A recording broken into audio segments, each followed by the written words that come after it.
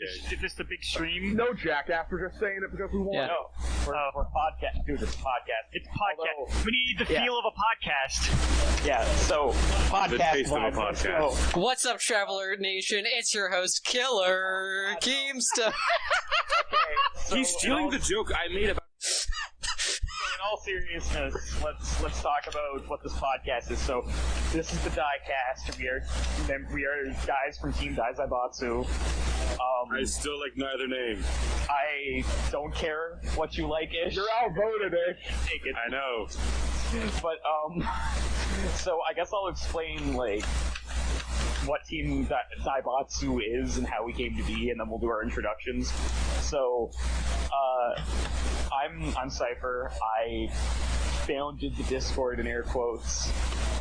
Essentially, what happened was around Christmas time, after the Best Friends Play channel broke up, I was very drunk and very high and very depressed. And I was kind of stalking around the subreddit, like, what's going to happen with Friday Night Fisticuffs now?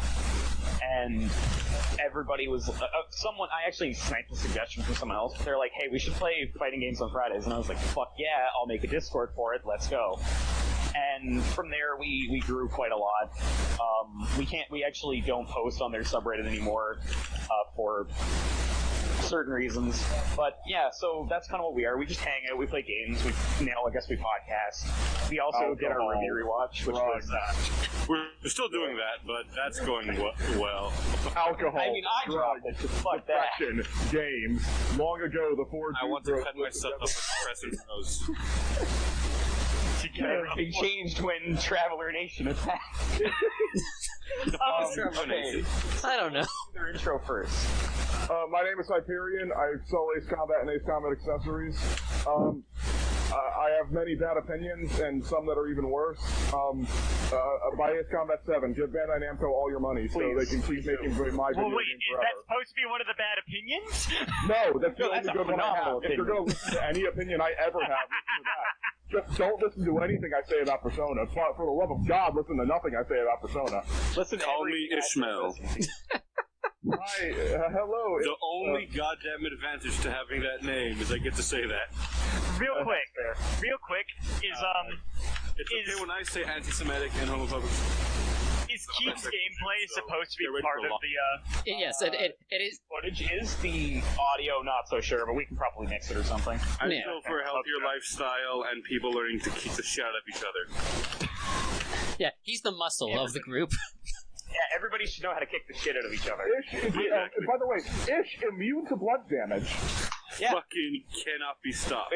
Is that part of his Jewish wizardry, or Through years of training to be real.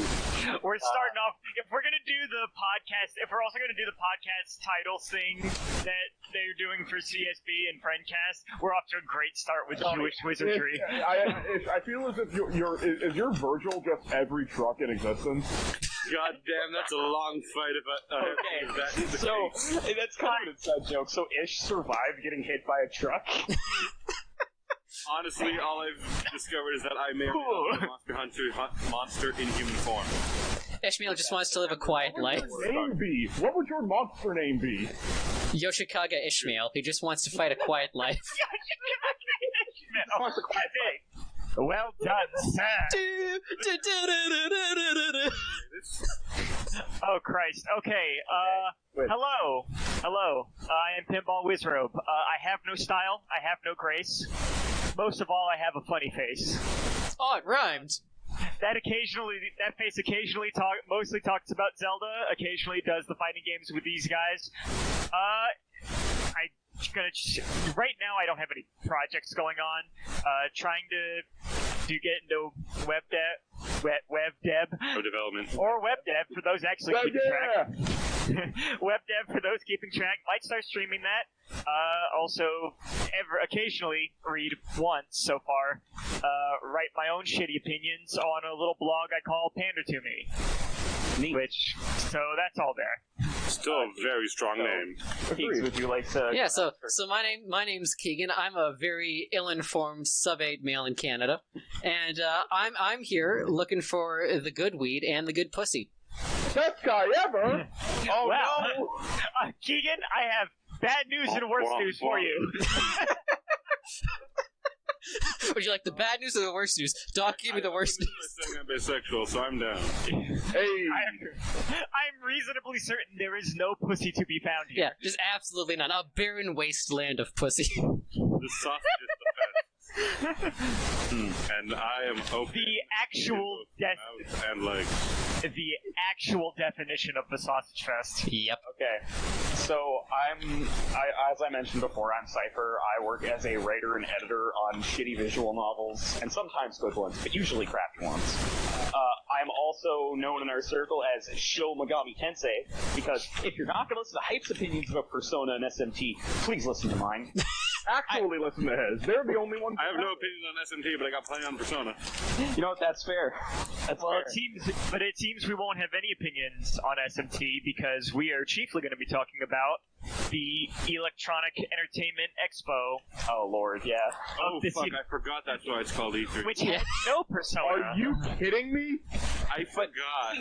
The lack of SMT5 at that E3 is yet another reason why. Dude, why do you even think it's going to This come is why out? Yahweh has rejected us and why we must all give up our souls to chaos. And also, let's not forget we gotta reject Yahweh.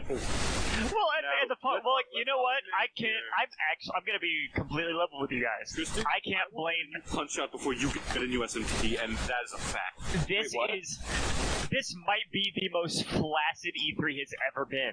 Oh yeah, it's real Why bad. is everyone disagree. angry at I Pat love for calling everyone out for not liking games? So, like, I'll be honest, I haven't really kept up with the E3 coverage. I looked at the Nintendo trailers that dropped today, like No More Heroes and Astral Chain. Well, let's keep this structured. Let's try to keep this at least somewhat structured. Let's go in order.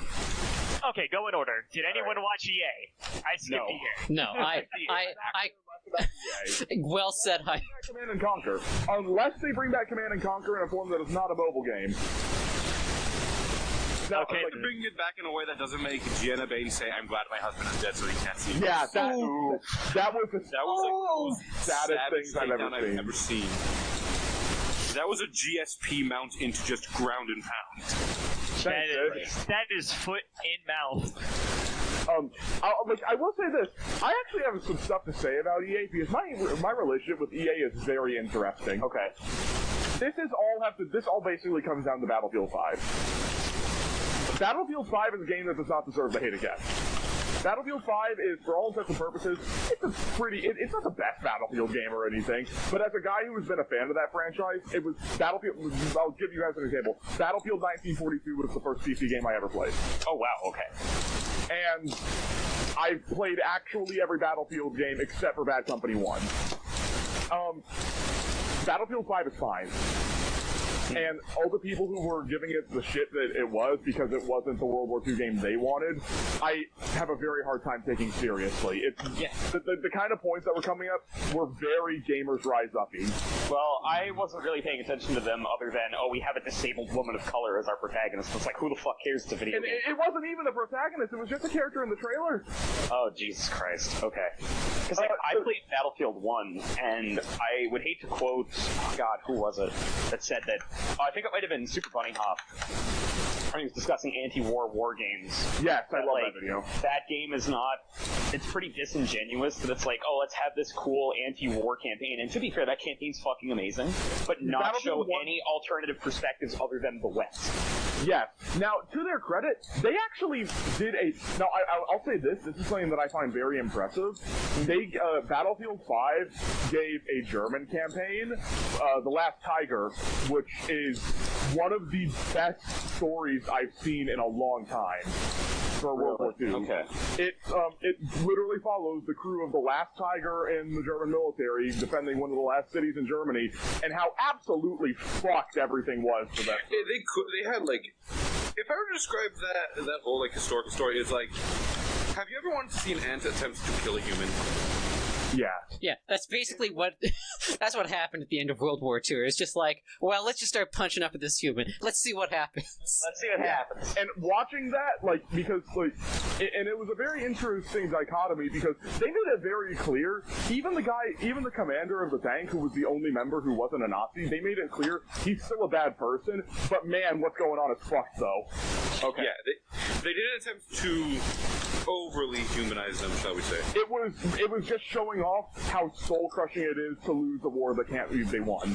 Yes, and also, like, I should point out, there's an example of this done very, very poorly, and it's called, it's Fantastic Beasts and Where to Find Them 2. Oh, wait. Oh, Before yeah. we get into that, Keith, could you please turn down Only Dangerous? Oh, is the actual audio coming through Recording, though. on your guys' end? Fuck, I was not aware. I'm going to be honest. Well, it's coming up for me, if nothing else. Like, I'm not sure if it's showing up in the recording, but... But like, the lasers specifically are pretty loud, so... Okay. But here's the thing about EA. Yeah. I am never, ever going to defend anything they do, ever again, Okay. because of fucking CNC. Command Oh, and Conquer boy. is, in my opinion, like, that entire franchise is the pinnacle of that style of RTS. Fuck StarCraft. Get that Is that too loud? I Get love that those shit out of cutscenes. here. It's CNC fine. Reveler 3 Okay. is the best RTS-based builder ever It made. is. It actually is. I fucking hate RTS, and I fucking love Red Alert 3. I don't like RTS, but I adore those cutscenes with Steve Curry just having a fucking Yeah, blast. fucking of course you do. They're the best. It's super Hey guys, good. you want a One of the best mobile game? Just So I have a really weird opinion about EA, and it's that when they were making like the Harry Potter games when we were kids, that's the best EA ever got. Some of those games actually good. Yes. Yeah, they were. Yes. I dug a lot of those games. Yeah. It's Also- basically Zelda with a Harry Potter flavor on it. That's And like EA fun. used to make really fun sports games. They used to Yeah. be really fun. I Honestly, remember the old some of NASCARs the were really good. I remember some of the Dude, old EA football games from like 2004 and 5 that I loved.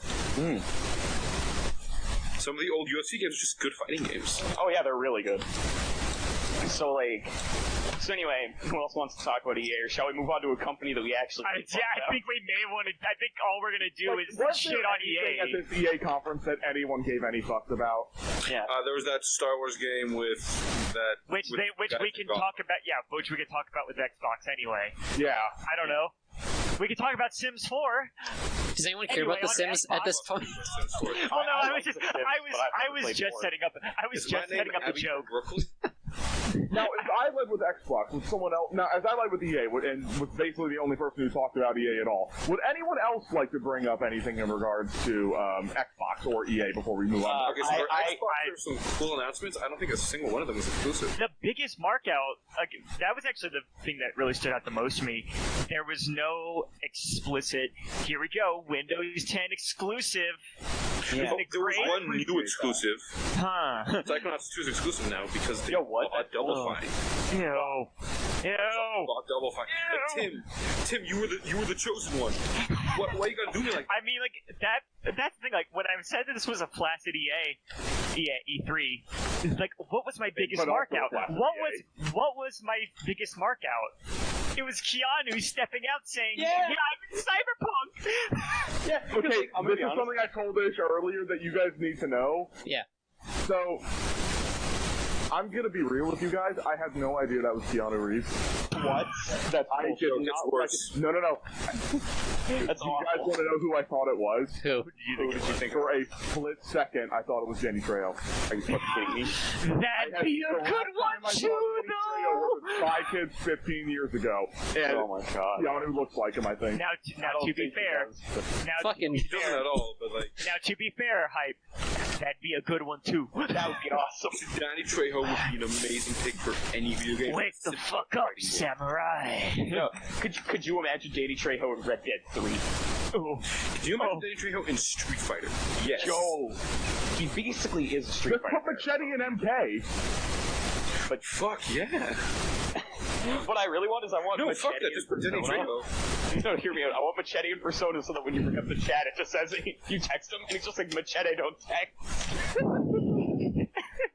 Okay, no. Yeah, I Persona was too gets afraid to say it Machete, yesterday, but like, yeah, I and didn't know that was SMT gets Keanu. Machete. But yeah, no, like that's the biggest markout, and I mentioned this because I actually got into a whole conversation with my friends over this about like it stemmed from like a whole conversation about like how cynical should we be about E3 since it's really just a trade show. It's not meant for us as entertainment.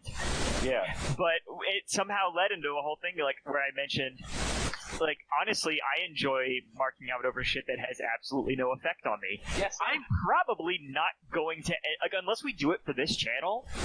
I'm probably not going to actually get Cyberpunk Yo, what? But well, I don't know. Cyberpunk appears to I don't be know. a wallpaper It's just- simulator for me, so I'm I'm gonna say it's not really my type of game, like the big million-hour-long open-world game.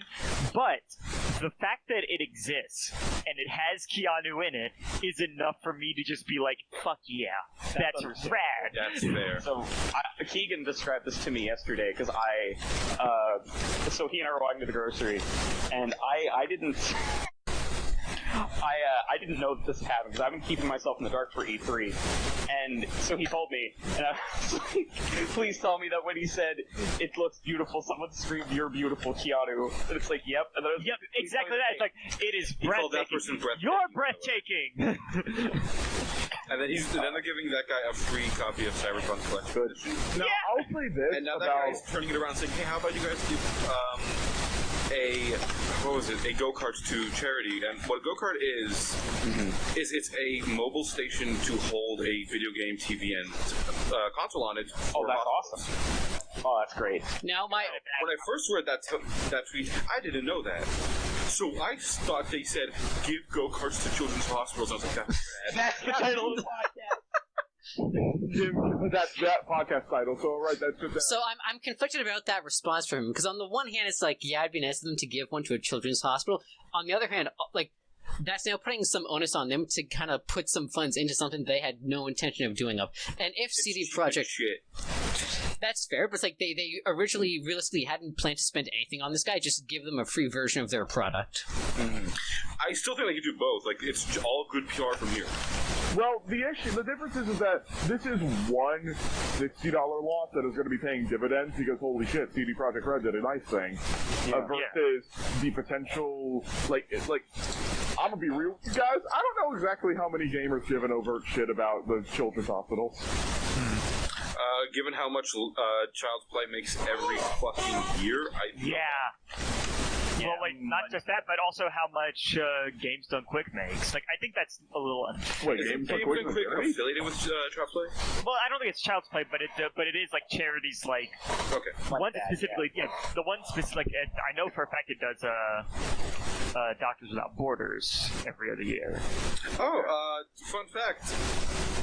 My cousin is the daughter of the founder of Doctors Without Borders. Yo, that's awesome. Are you fucking kidding me? I'm connected to a lot of people through roundabout ways. That's super cool. So the Cyberpunk thing, it's like I was excited for it before. I didn't watch any of the new stuff that came out because like I'm gonna get it anyway. See, now here's the thing. What I've seen of Cyberpunk seems good, but not for me. Like, That's fair. I've never been interested in any of CD Projekt Red's games. Oh, dude. Dude. I've never really gotten why people love The Witcher so much. I get them, but they're not for me. But this one looks like it's for me because I just love the cyberpunk aesthetic. Yeah. I will say this, I really appreciate the way that they're sort of bringing some Shadowrun stuff in, like, the idea of, their fucking knockoff dock wagon service that is just amazing. Oh my god, you're right, that is what it is. And I'm Also, super into anyone that. who hasn't played the Shadowrun's Return games need to play. Oh, they're fantastic games. I really should. Now, I haven't, but I know what dock wagon is, and I love that idea. Alright, fair enough. All right. So Okay, I've pulled up a list. I've pulled up a list of like all the games, and let's talk about the one. Yeah, let's do it. Because we did have a call. Because we did actually do a call like during the Xbox conference. We were all very upset when we had to accept. Damn it, Minecraft Dungeons actually looks pretty cool. It looks so I think it looks Thank really God cool. it's coming to Switch. So I've heard nothing about it. What is it? It is a Minecraft Diablo, basically. It's a Minecraft Okay. RPG. It looks really fun. It looks Fuck, fucking amazing. that sounds good. The art style, once again, because it's Minecraft, it's super endearing. But Minecraft's art style is so fucking like broad and nothing that ubiquitous can be anything. is the word I'd use.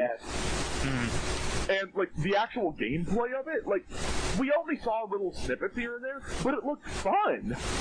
Yeah, it looks like a really, really fun Diablo clone, and like looks I like love it- Diablo, and there hasn't been a new good Diablo in a long time, so like I'm really excited. I've got a I hot think take. that, I put like 300 hours into Path of Exile, which is nothing compared to most people who play Path of Exile. But if I had a more casual game to play, because the reason I stopped playing PoE It's because fuck that fucking game. I can't do it anymore. Spreadsheet the game. I have a young brother. I have played Spreadsheet the game. I have played EVE Online, Dwarf Fortress, and Aurora 4X, and I love those games.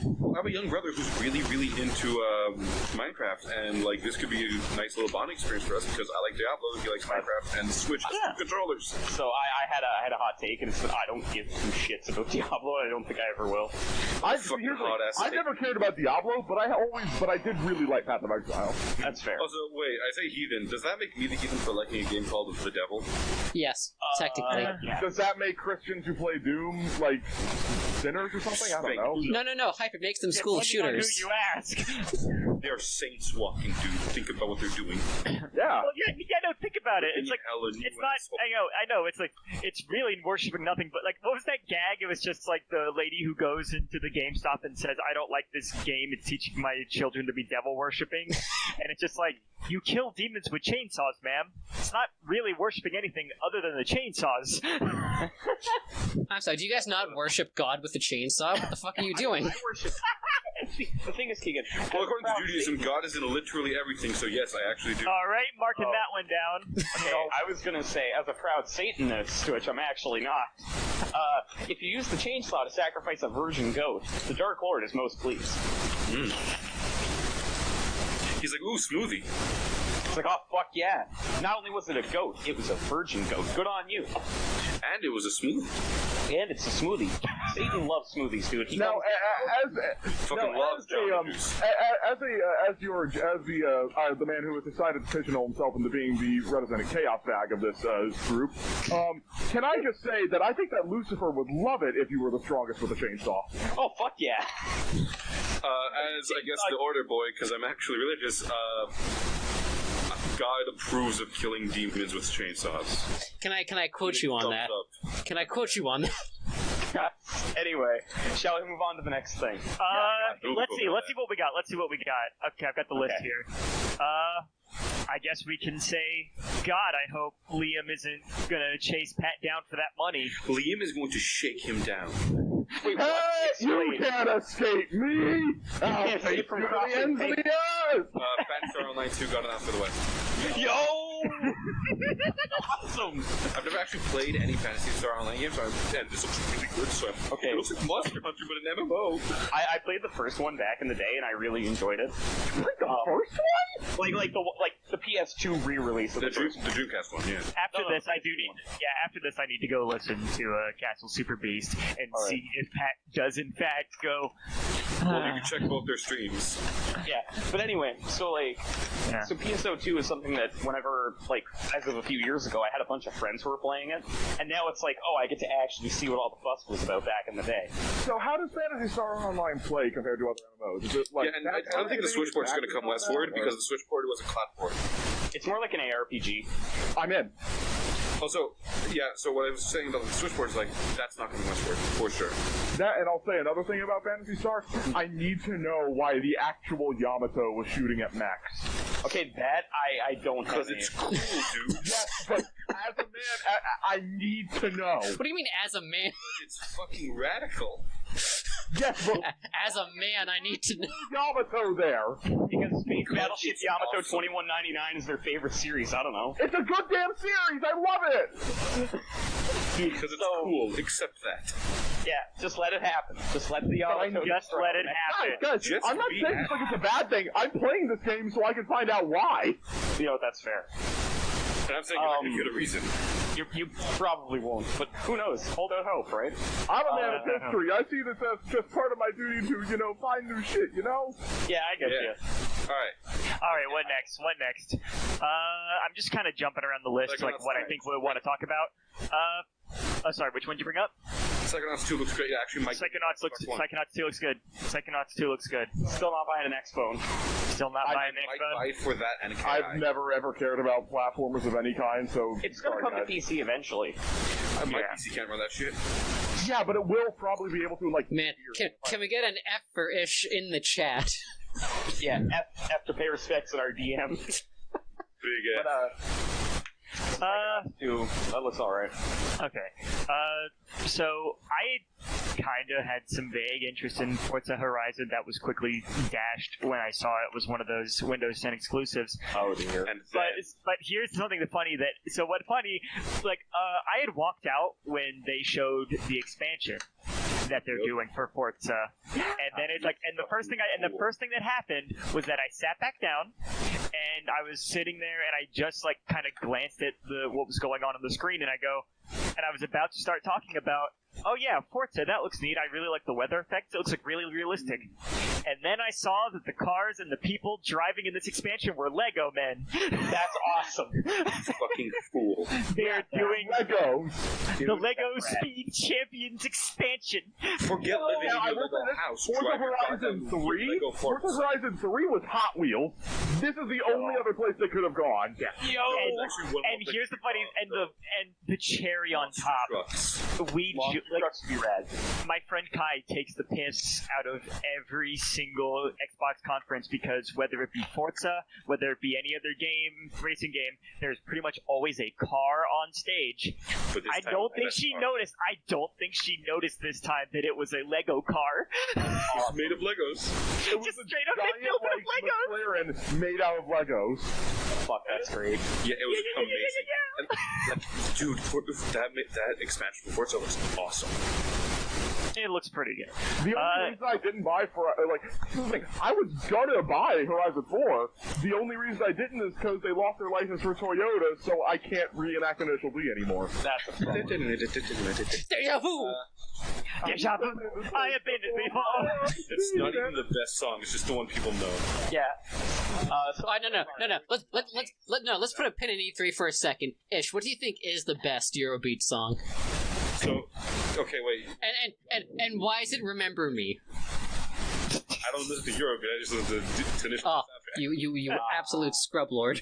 Okay, so can I have my friend Urzon to give us a lecture on the history of Eurobeat? Because after he watched Initial D, he did like a fucking 2-month-long deep dive into the actual history of the genre. For the this is gonna be great. Yeah, for like the lecture series, totally, I'd love to. Right. So let's see. So we're in unmarked territory for Dragon Ball games now. Can you believe that they're actually making? Can you believe they're making a game about the first couple of seasons of Z? Really? I never would have guessed. Dragon Ball Z Kakarot. Okay. That is the best name for it. Rocks. First off, that title rocks. Yeah. Second of all, it looks great. Not quite as good as Fighters, but still looks great. It looks very, very close to the manga's art style rather than the animes, which I really appreciate. I still wish they would have gone with the coloration that that Super Dragon Ball Z went for on the PS2, which was just straight up the manga's coloring, not the animes. Yeah, that'd be nice. However, okay, let's think about this for a second. This is called Kakarot. This is supposed to be Kakarot's story, the entire story of Goku, of Son Goku. Why the actual fuck do we always start at Raditz? Yeah, that Why have actually we kind of never gotten a game that covers his entire life? I think I understand why. So the thing about original Dragon Ball is that you would have you'd have to mix gameplay styles in a really weird way in order to make it work. Whereas with Z, it's like, oh, you can just have an arena fighter for everything. But you can do that for original Dragon Ball. Well, see, the thing, you can and you can't. So you need to have, some form of Muso-style thing, some form of probably, you need some form of Muso-style thing, you need someone to represent training, and then you would need, a 2D fighter. So training, have him fight other people. That's fair. Have him, or a mini-game where he runs delivering milk. That would be great. The tournaments are most of Dragon Ball. I also think that it's because, in the West specifically, we don't give a fuck about original Dragon Ball, and that's it hasn't been represented as much. The reason it's not as popular is that it hasn't been represented, but people already like the characters. Just give us the original, and people will buy it. They made games about it, and those sold very well.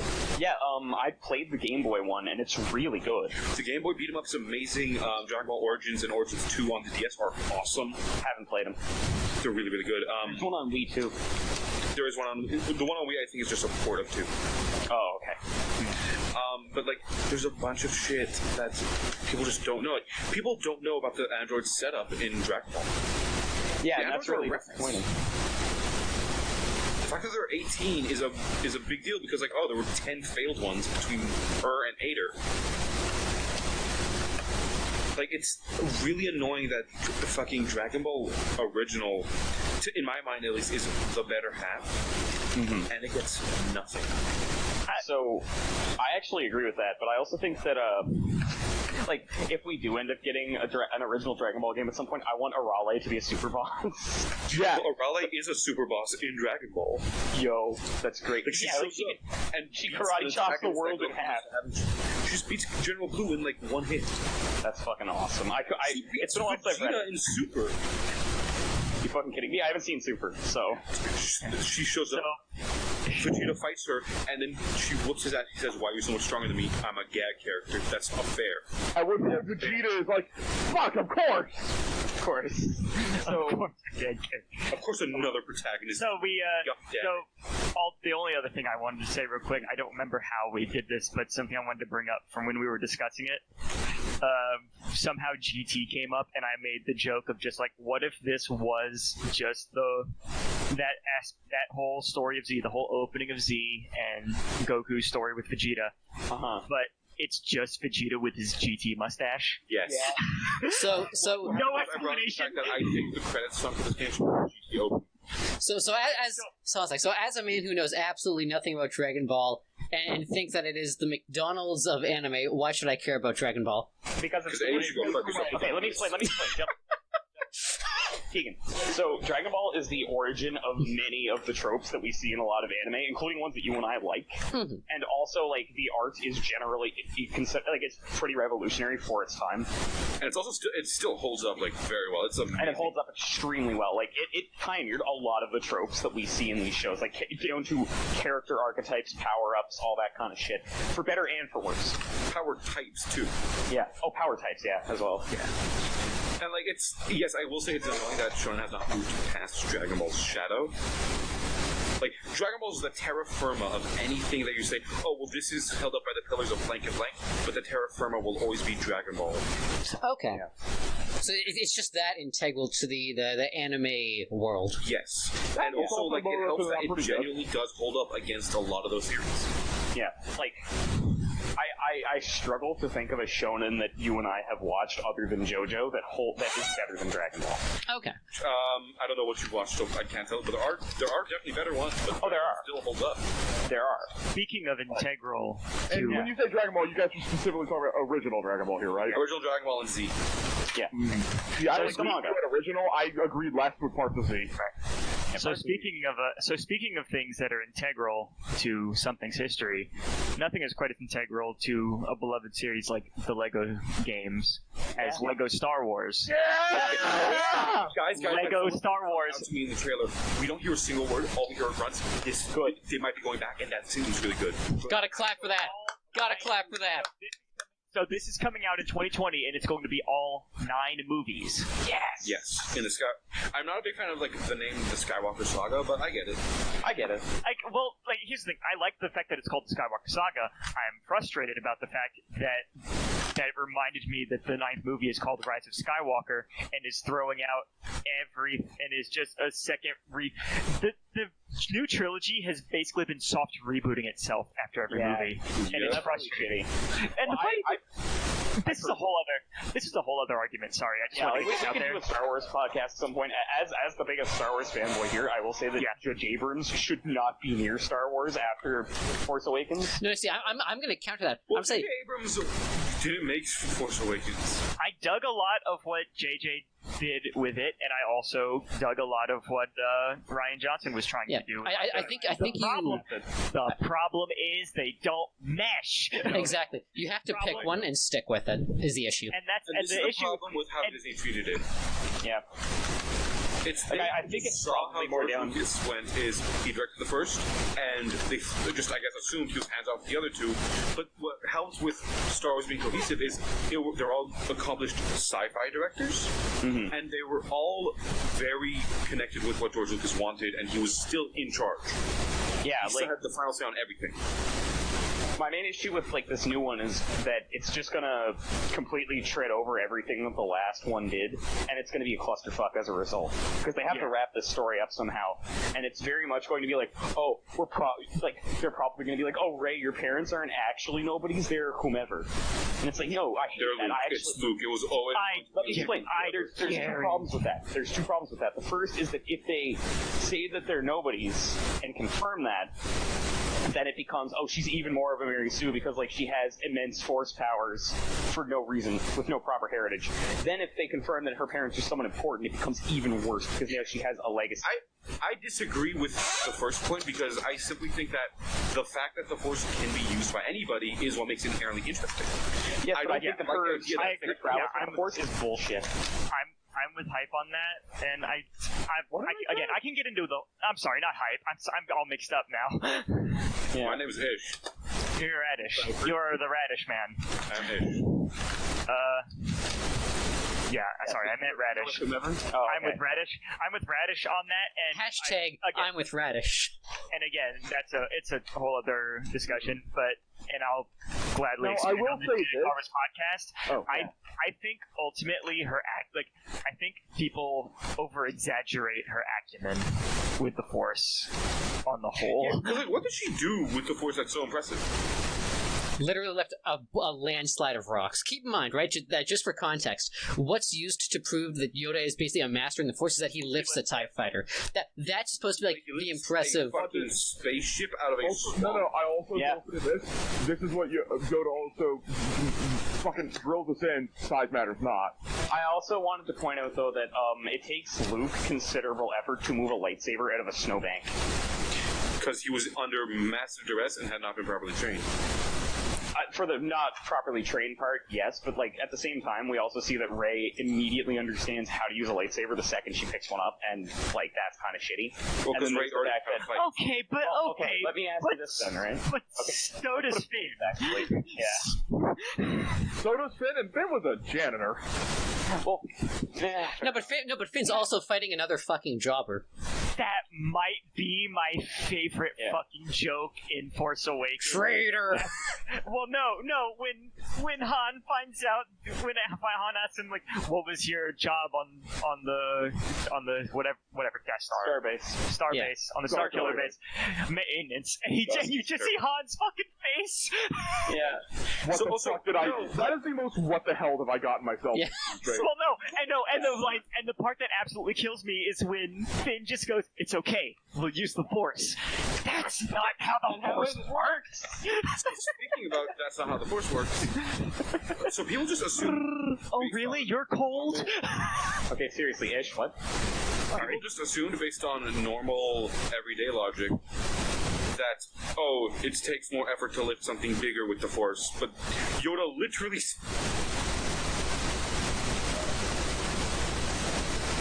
I vehemently disagree. He's referring to the fact that no, it doesn't. It takes the same amount of effort. It's just that you need to master the Force. But the thing is, right? Is that consistent with the rest of the Star Wars canon? Okay, because here's the thing: the prequels don't appear to be canon anymore. They don't get referenced at all. Guys, no, actually, right? Yeah, sorry. You know what? Star Wars podcast. Putting a pin in that. We'll do a whole thing later. Yeah, and let's move on. Like, I'm gonna save the two big ones for Xbox in a second. I want to talk about something that will also touch upon something in Ubi. Mm-hmm. What do you guys think of these game subscription services? Hate it. I think Games as a Live Service is actually like the worst because I wouldn't say it's fraud. Like I've seen the video. Yeah, I don't really know how to feel about it in that regard, but it's more along the lines of like I would care more if these games were more active in like they rake in a shit ton of money and like smaller devs seem to care more about their fan base and expanding their games, which these live services don't. Mm-hmm. Comparatively. So, what game was the live service there? I don't remember. Huh? Oh no! What I'm referring to is things like how Xbox is doing its Game Pass, where you get like you get access to 100 games per subscription. Those are fine. Big fan. I Okay, think that they're a really interesting idea. it's an interesting idea. Honestly, I don't know if it's gonna succeed, but I'm a big fan of the idea. But I like, like honestly, like the thing is, like maybe I just don't know shit about how much these games make as far as like the profits go, like whenever you do a sale, because like between the fact that they're doing these subscription services for $14 a month, oftentimes. Games rarely make significant sales outside of the first year. Okay, yeah. So that's the thing. It's like it's usually Does that games count that are or like a not year count old. re-releases? That does not count re-releases. Because like the other thing that usually baffles me is things shit like Humble Bundle, where it's just like these games, like I'm paying the price for one of these games on Steam for 10 of them. Yeah. What the fuck? Yeah, well, again, because the big thing with it is the devs know that this is their best chance to get a last big boost. Yeah. Right. Honestly, I It's think also good PR. I will say I do think something like splicing the two might be interesting. If there was like a service where there's like different groups of games for small amounts. Like indie games, like you could do like here's a bundle of games that are good for kids. Like we'll have Slime Rancher and shit like that. I think there would be a lot of appeal to like a film. I think they're going to do a Netflix thing where it's like, here's just turn on kids mode and then let your kids go wild. Where it's like, these are all the games that are appropriate for kids. That's a good one too. Like that's the thing. It's like the thing is, it's like it's consumer friendly. I just don't know if that's dev friendly. First of all, they cannot do it without devs proving. Yeah. That's the big one. Xbox can't just go, hey, give us your game. Well, and I'm also referring to the one that Uplay's doing, Uplay Plus, which also appears to be doing they're doing one with like all their games, I think, on Uplay. Yeah, that's just only Ubisoft. So that's Ubisoft shooting themselves in the foot if that fails. And I think that's gonna go fine. Like, Honestly, I think that as long as you have the option to buy your games as an alternative, I don't think there's an inherent issue with these services. I guess while we're in the more abstract aspect of all this, can you I wanted to tell a little anecdote here, and we can jump off to this to talk to jump back into a certain topic. 3 times, like over the course of E3, Stadia was mentioned, and each time my friend Kai mentioned like she completely forgot what the fuck Stadia was. Stadia's gonna fail. They've been very unclear on what Stadia actually even is. Yeah. So they were pretty clear. Does anyone else watch the Stadia conference? No. I watched the Stadia I conference. watched it. So I watched it, and here's the thing. I have no confidence in it because it came out, I want to say 2 or 3 days after Google servers shut down in New York, Boston, and Montreal. Oof. That's a fucking bad look. Well, and here's the thing: whether it's actually a success, like in practice, whether it's a failure in practice, here's my concern. What this is suggesting to accomplish this cloud gaming is that whenever you buy a game through Stadia, you are paying for that game. Like you are also paying for a box, like one of the little little computer box that with like super high specs per user per game. Oh. And those have to be.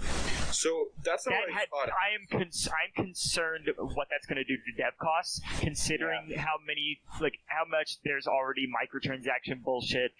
That's just because, at least as far as the companies and publishers claim, just because of like the route gaming is taking. So that didn't seem to be, to me, what they were going for. It seemed more that each user will have access to a piece of a large-ass computer. And that's only going to be segmented per user, per use case. And if this thing works as advertised, I think it will catch on immensely. The thing is, it already is showing not to work as advertised, because I think there was my friend tweeted out a live demo that someone recorded at GDC, and it was they estimated it at 5 frames of input lag. Oh god. Okay. So fighting games already out the door for this thing. Out the door, even though they're going to force that upon them. So so we're all on the same page of just like, who gives a fuck about Stadia? Yeah, I like, it's dead on arrival. There was one big thing at Stadia, two big things at Stadia's conference that I feel like you should mention. Yeah. Yo, Baldur's Gate 3 is getting made. Yeah. Okay, that's pretty rad. That's rad. And two, so I don't care about Destiny 2, my brother does, so I just feel like I need to mention this. It's on Steam now, isn't it? It's free to play. Yep. Well, Destiny 2 is now free to play. Correction. The core game is free to play, to my knowledge. The core game is knowledge. free to play. There's a new expansion coming out soon. So what you're telling me is that Destiny 2 actually isn't free to play. No, exactly. That's the point I was getting at. It's like, it's quote-unquote free to play, except for the 50% of the content that's locked behind that DLC. It's free to play in the same way a freemium MMO is free to play. Exactly. Yes. Exactly. It's free real estate. Anyway. Well, no, not even, because like in a premium MMO, you don't get... When you buy an MMO, you usually get a time thing. Not you don't get the base game and then all expansions are made. Mm-hmm. That's you get the base game. Alright, so let's move on. But there's also now, like, mechanics of that base game, since those updates, that will be locked off to players. Like, have you played the first Destiny? The mechanics aren't going to change. That's fucked up. No, yeah. Because, like, let's say, for example, like, I've played Destiny 2, so let's say you're like, exploring one of the hub worlds, right? You'll encounter enemies that you can only defeat if you have that DLC. Yeah, which is fucking nonsense. So I imagine they're going to lock those enemies off behind the paywall also. They haven't as of yet, because remember, we already have one DLC out, and they haven't done it so far. Well, I imagine that... that's bad. It's something that you could have, like, hey guys, you want yet another reason to play Warframe instead of Destiny. Ooh, who would have expected? My only issue with Warframe is it feels too cumbersome of a beast to jump into. Yeah, like, I don't As someone who took a while to... Yeah, I get that. As someone who also took the time to do so, it's worth it. Okay. It's the only game I could say is comparable to Fate in how do you get into it. I disagree wholeheartedly. I know of many. Also, the fact that SMT exists. SMT is like basically play Persona 3 through 5, and then Alice will think you're alright. No, but I'm saying that SMT isn't exactly easy to break into. Alright, so... Yeah, moving on. What are the... so let's pick... I guess let's pick one. What do we have stronger opinions on? Halo or Gears? Halo, easily. Because Gears... Halo? Okay, so I actually have one thing to say about Gears. Say something about Gears. Yo, Terminator excuse is genius. Yeah, put this out there, like, real quick. There's so much Terminator shit getting announced that got announced this month. I, for one, am very happy for the announcement. I, for one, welcome our Skynet Overlord. The Terminator Everywhere system. That's exactly what it is, too. I'm so mad. Skynet Overlords. Wait, where's that fucking thing I posted? There was one thing that I posted that was like that was the cereal box that said, "Oops, all Terminator." Oh, that's great. So, but Gears. Honestly, I haven't cared about Gears since 3. But this new Horde mode thing looks pretty neat. The one that fucking freaked me the fuck out with the Terminator shit was, oh god, is he the first special operation in Breakpoint in a Ghost Recon? Oh my god. Are you saying we should put Terminator in Ghost Recon? I think that was what they said. They just showed Terminator during the movie. I saw Maximilian Dude say something that I thought was both stupid and interesting. There it is. If we're throw this up on the screen whenever okay, I'll say it later because we're not there yet, but I'll bring it up when we do but yeah, when it comes to just things being in other things. There's one that I saw that I want to be true that I don't think is. What is it? I'll bring it up when we get there. It's for Bethesda. Oh, okay. So what do we have? So real quick then, Halo. What do we have to say on we saw Halo? Nothing. Yeah. It was a fairly charming trailer. It's probably not even going to be referenced in the game, but it's like the first Halo 5 trailer never being brought up ever again. Yeah. Like Alice Louise confirmed what we knew from Halo 5. Cortana did. That's a dead bitch. She's gone. That bitch is dead. Dead bitch. And John's alive, so you cannot kill that motherfucker. Halo has been dead to me since Reach, so it's like, I died. Yeah, same. I don't know. I think that this one... I have hope, because there hasn't been any stories about the development for this one, and there has been bad stories about the development for every single one since And I think also 3. considering this one is you guys, we know you guys hate the new art style. We're changing. Fuck, shut up, please. Can we bring back the Halo 1 theme, please? I'm begging you, please. It's so fucking good. That's right. I don't think many good creative decisions have been made on a reactionary basis, historically speaking. Yeah. Yeah, but I don't think it's impossible. Oh, I don't think it's impossible, but if any studio is going to be able to do it, I'm going to be honest, I doubt it's 343. That's fair. There was a time where I'd say it'd be Valve, but not anymore. No. Yeah. Valve make a game? Valve is not a studio. They're a publisher. Yeah.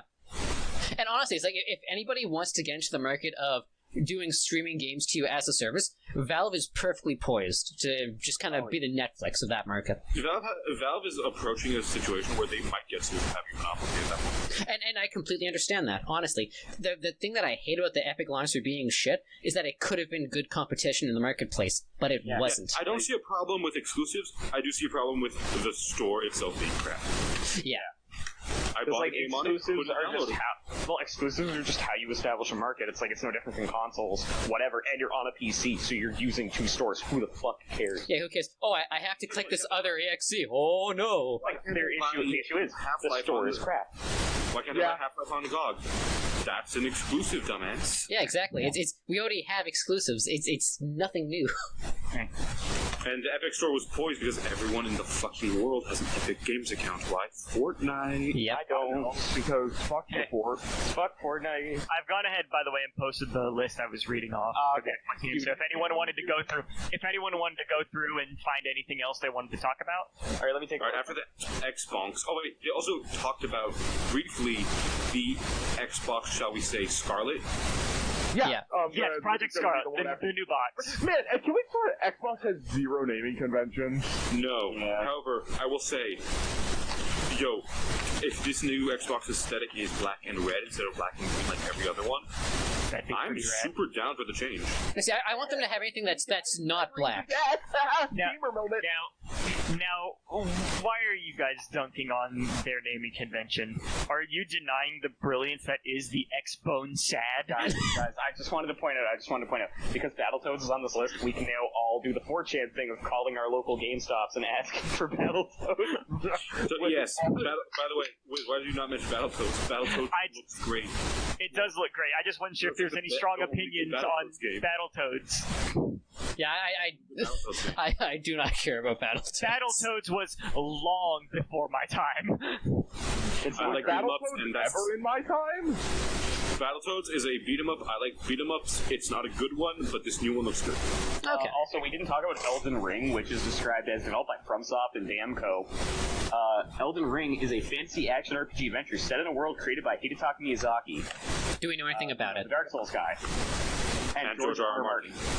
But do we know anything about it?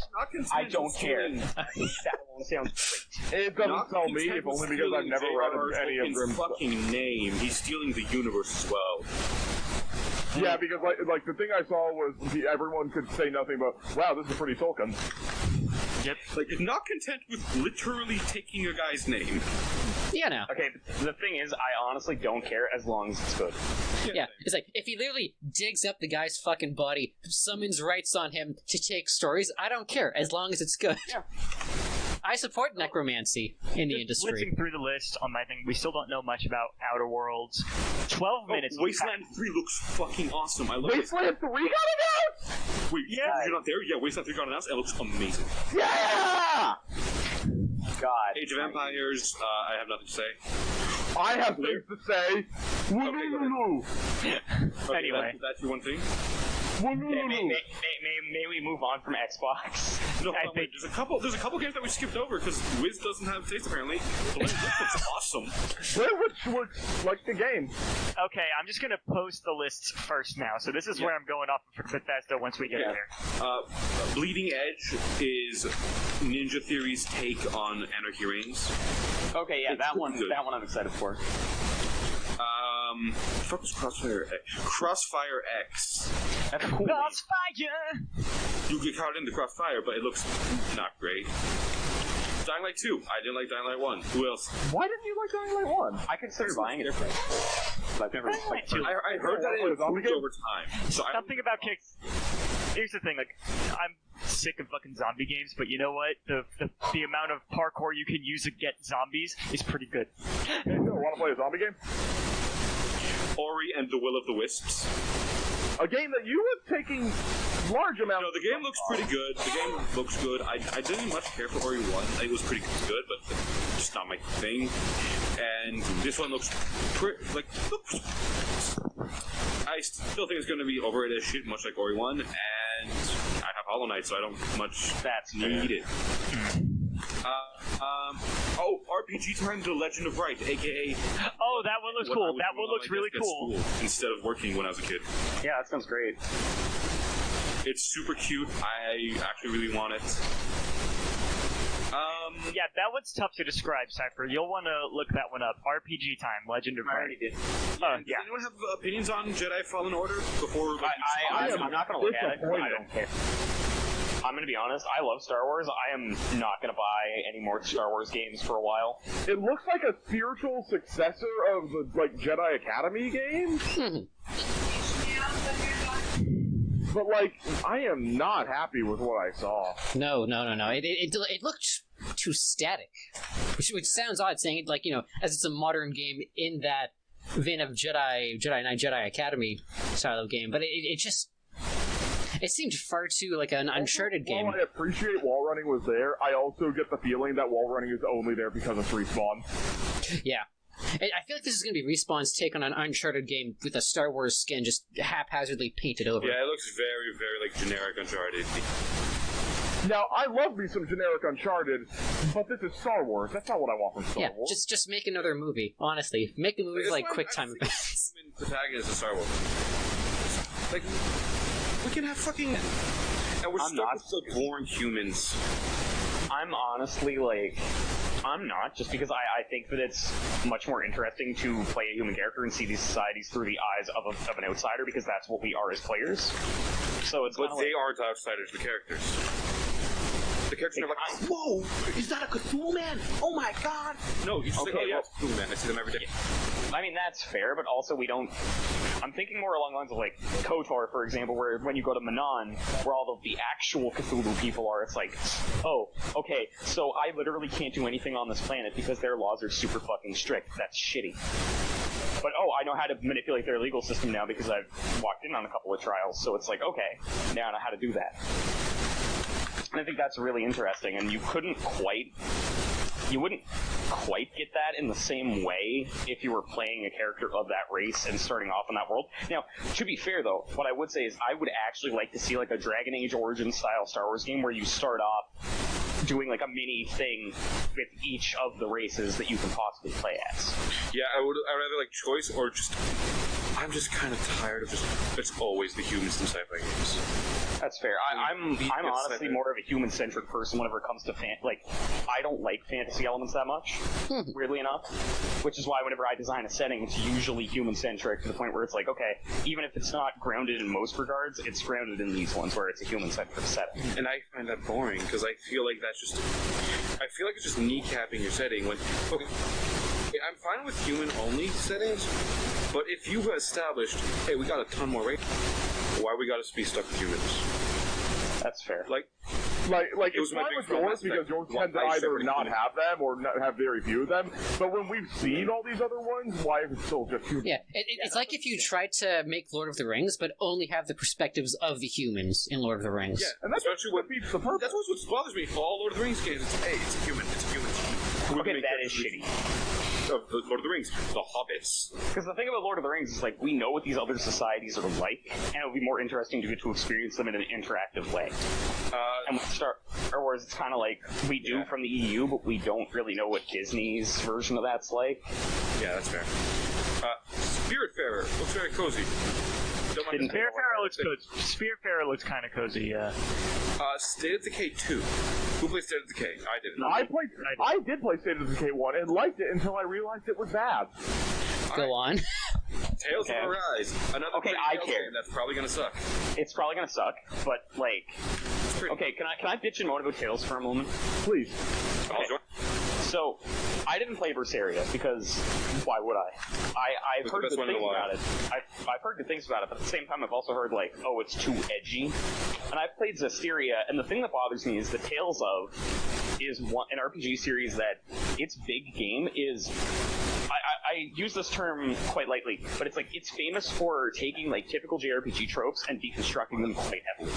And then Zestiria just plays them all straight, on top of having an incredibly boring cast of characters and an incredibly boring story, and shoehorning some of its more interesting characters, like ushering them out of the story at really stupid and inopportune moments where it's like, oh, this character's going to be a party member. Never becomes a party member, as far as I know. I didn't play very much of it. I'm going to be honest, I was that disappointed. Well, I don't know which character you're talking about, and I think Zestiria is still fairly recent, so I wouldn't want to spoil it. That's fair. And okay, so Berseria was the best one in a long while, but it like kind of shits the bed. It goes from like edgy, but I'm down with this, to jumping between weirdly comedic and weirdly comedic and what? You cut out. Overly edgy. Oh, okay. And that it was a bit of a disappointment, but I still liked some of the characters. But the story's just not. And the last one I really... Sorry, continue. I didn't mean to cut you off. Okay, well that's been the problem with Tales for a while. Is like, they still know how to make pretty neat characters. They still know how to... You're correct, they do not know how. No, they just don't know how to use them. And, like, I agree with that, because I was going to say, like, the last Tales of game that I actually played and enjoyed was Tales of the Abyss on PS2. Yeah. I'm one of those weird people. but good. Like, all the characters hated each other. I fucking love those characters, though. They're so good. They're such a shitbag. I love it. It's so good. I think it's time to move on. Please. I am... Yeah, Move on to Bethesda. Finally, something else I couldn't care There's still about. a shit ton of games from Xbox that are major that needs to be... Are there any that we can really do a dialogue on, though? I know, but we have already been sitting here an hour and a half. Yeah, like, I was gonna say, we've been here for an hour, and I'm gonna be quite frank, like, I know this is just my opinion, I couldn't give two shits about most of these games. Nah, it's like the Xbox conference is just one increasingly small... What else is there noteworthy? Okay, there's just two noteworthy 12 minutes, which looks really cool. That's all I really have to say on it. It looks really cool. Okay. Man, you were fucking banking on that. What would you say, like the Shining game? Okay, so the tiling of the bathroom and the carpeting of the outside look exactly like the Shining. Okay. I'm debating whether or not to blitzcast this and just give us a minute per game. Okay, but anyways, the one that segues quite nicely into Bethesda, The Outer World. Oh, it's a game that makes the entirety of Bethesda conquer. Hey so guys, I didn't see what the Outer Worlds was. Could you give me the clip notes real quick? It's Obsidian's new game. They made the good Fallouts. Yeah. They're making a game that's just Fallout in space. It's an Epic game exclusive. Good. Oh. It's like the fucking Simpsons monkey spots. Like, oh, that's good. Oh, that's bad. I don't care, but I also yeah, New Vegas is great. Fallout 1 and 2 are great, but I don't have any problems with the Epic Store. I'm just really not interested in what I saw of Outer Worlds. Yeah. Okay. It appears to be too comical for my taste. That's fair. I always like my games more like goofy and comical. Now, I know I just said this as a fan of Fallout, of all things. I was gonna say, like, dude, have you played New Vegas? Yes, it's just like... Okay, here's the thing. Fallout's setting was already established as the black comedy setting. I don't want to see that again from the same people. That's understandable. That's fair. Okay, now... Okay, real quick, can I... One thing about Bethesda's real quick, that's not about their game. That was a really scummy, look how much you guys used to love us attitude about it. Yeah. You still love us. Can I just say I Don't agree? leave us, we're begging. Yeah, Okay, well, it came across as desperate. Yeah, okay, hang on. Okay, I just wanted to say this real quick before we... I'm just going to put this out there. I am going to give them the very slimmest credit. I did not expect them for a fucking second to say anything about Fallout 76. Yeah. I thought they were going to just hope everyone was just A-okay. I give good old Todd Coward the slimmest bit of credit for addressing it and saying, yep, we fucked up. We're gonna do our best to make it better. Say that though. He didn't say that, and he acted like most people liked it. No. This is what he said. 76 release, and we got beat. A lot of well-deserved criticism. But you know what? There's been more people playing our games now than ever before. Yeah. I did say the slim bit of credit, and now let us commence the shitting. So, okay, let me start. I actually want to start off with some positive shit before we just ream Fallout 76. Okay, man, like, You said ream. You said Alrighty, boys, dicks out. I started to say rape. I'm sorry. Is this the kind of podcast we're hosting? This is a consent affirmative podcast, gentlemen. No, I apologize. We're okay with homophobia and anti-Semitism, not sexism here. Yeah. So let's continue. So I actually think that Ghostwire Tokyo looks pretty cool. There we go. Okay, I've just gone ahead and put that. I put that one title, by the way. Yeah. I have a couple of thoughts about Ghostwire Tokyo. Number one, I'm so happy Shinji Mikami finally got to make it. Same. So what happened? So for those who don't know, what happened was when he left Platinum, he wanted to make a weird sci-fi game set in Japan. That was kind of like a culmination of everything he's ever made. However, when he got hired by Bethesda, he said, "Nah, I'm making RE4 film," and he didn't want to make Evil Within. That's why the game sucks. Is he was forced to make it, and then after taking a break, he's now getting to make the game he wanted with the greatest woman developer we've seen in a long time. That is what I was about to She's say. So precious. God, I love Ikumi Nakamura. She was an art director, I believe, on Bayonetta, on Bayonetta. Evil Within games, and amongst others. And she is the So creative first of all, director for this, and she is art so director. precious. Yeah, and like also she has great chops as an art director, and I must say, I appreciate two things. One, Bayonetta is her self-insert. Yo, what? Basically. Exactly, Bayonetta. Look at her. Two, I love her Twitter account's just been retweeting fan art of her. Yeah, fan art of her being a precious dork in the thing. And like, okay, so yes, this game's gonna be awesome. Why? It's made by Shinji Mikami, and he wants to make it. So yeah, that's gonna be a good game. Yeah, I can't wait because the trailer had me really intrigued. All right, hang on. Here you go. Here's the tweet where she's been posting fan art, just to give you an idea. Cipher. Yeah, no, I saw the one of her as a cat. Oh, okay. Never mind. That's just her with all the art.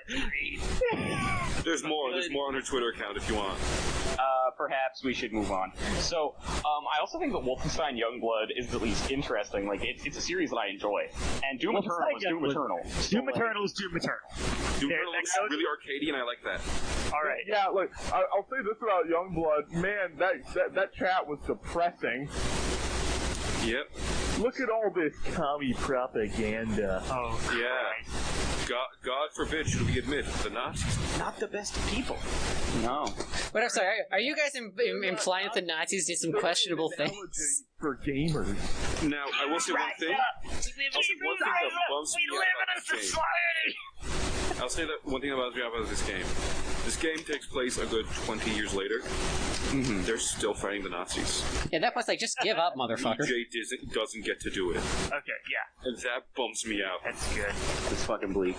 All right, so now rolling back for the Okay. shitting because because here I just want to say that can I lead in with this for Yeah, the go Fallout 76 again giving it a slim bit of credit. I am amazed that they are also still working on it and not trashing it, and they are actually planning a big update. I'm willing to bet that this was all in with the development Wastelanders. before the shit show came out. Yeah.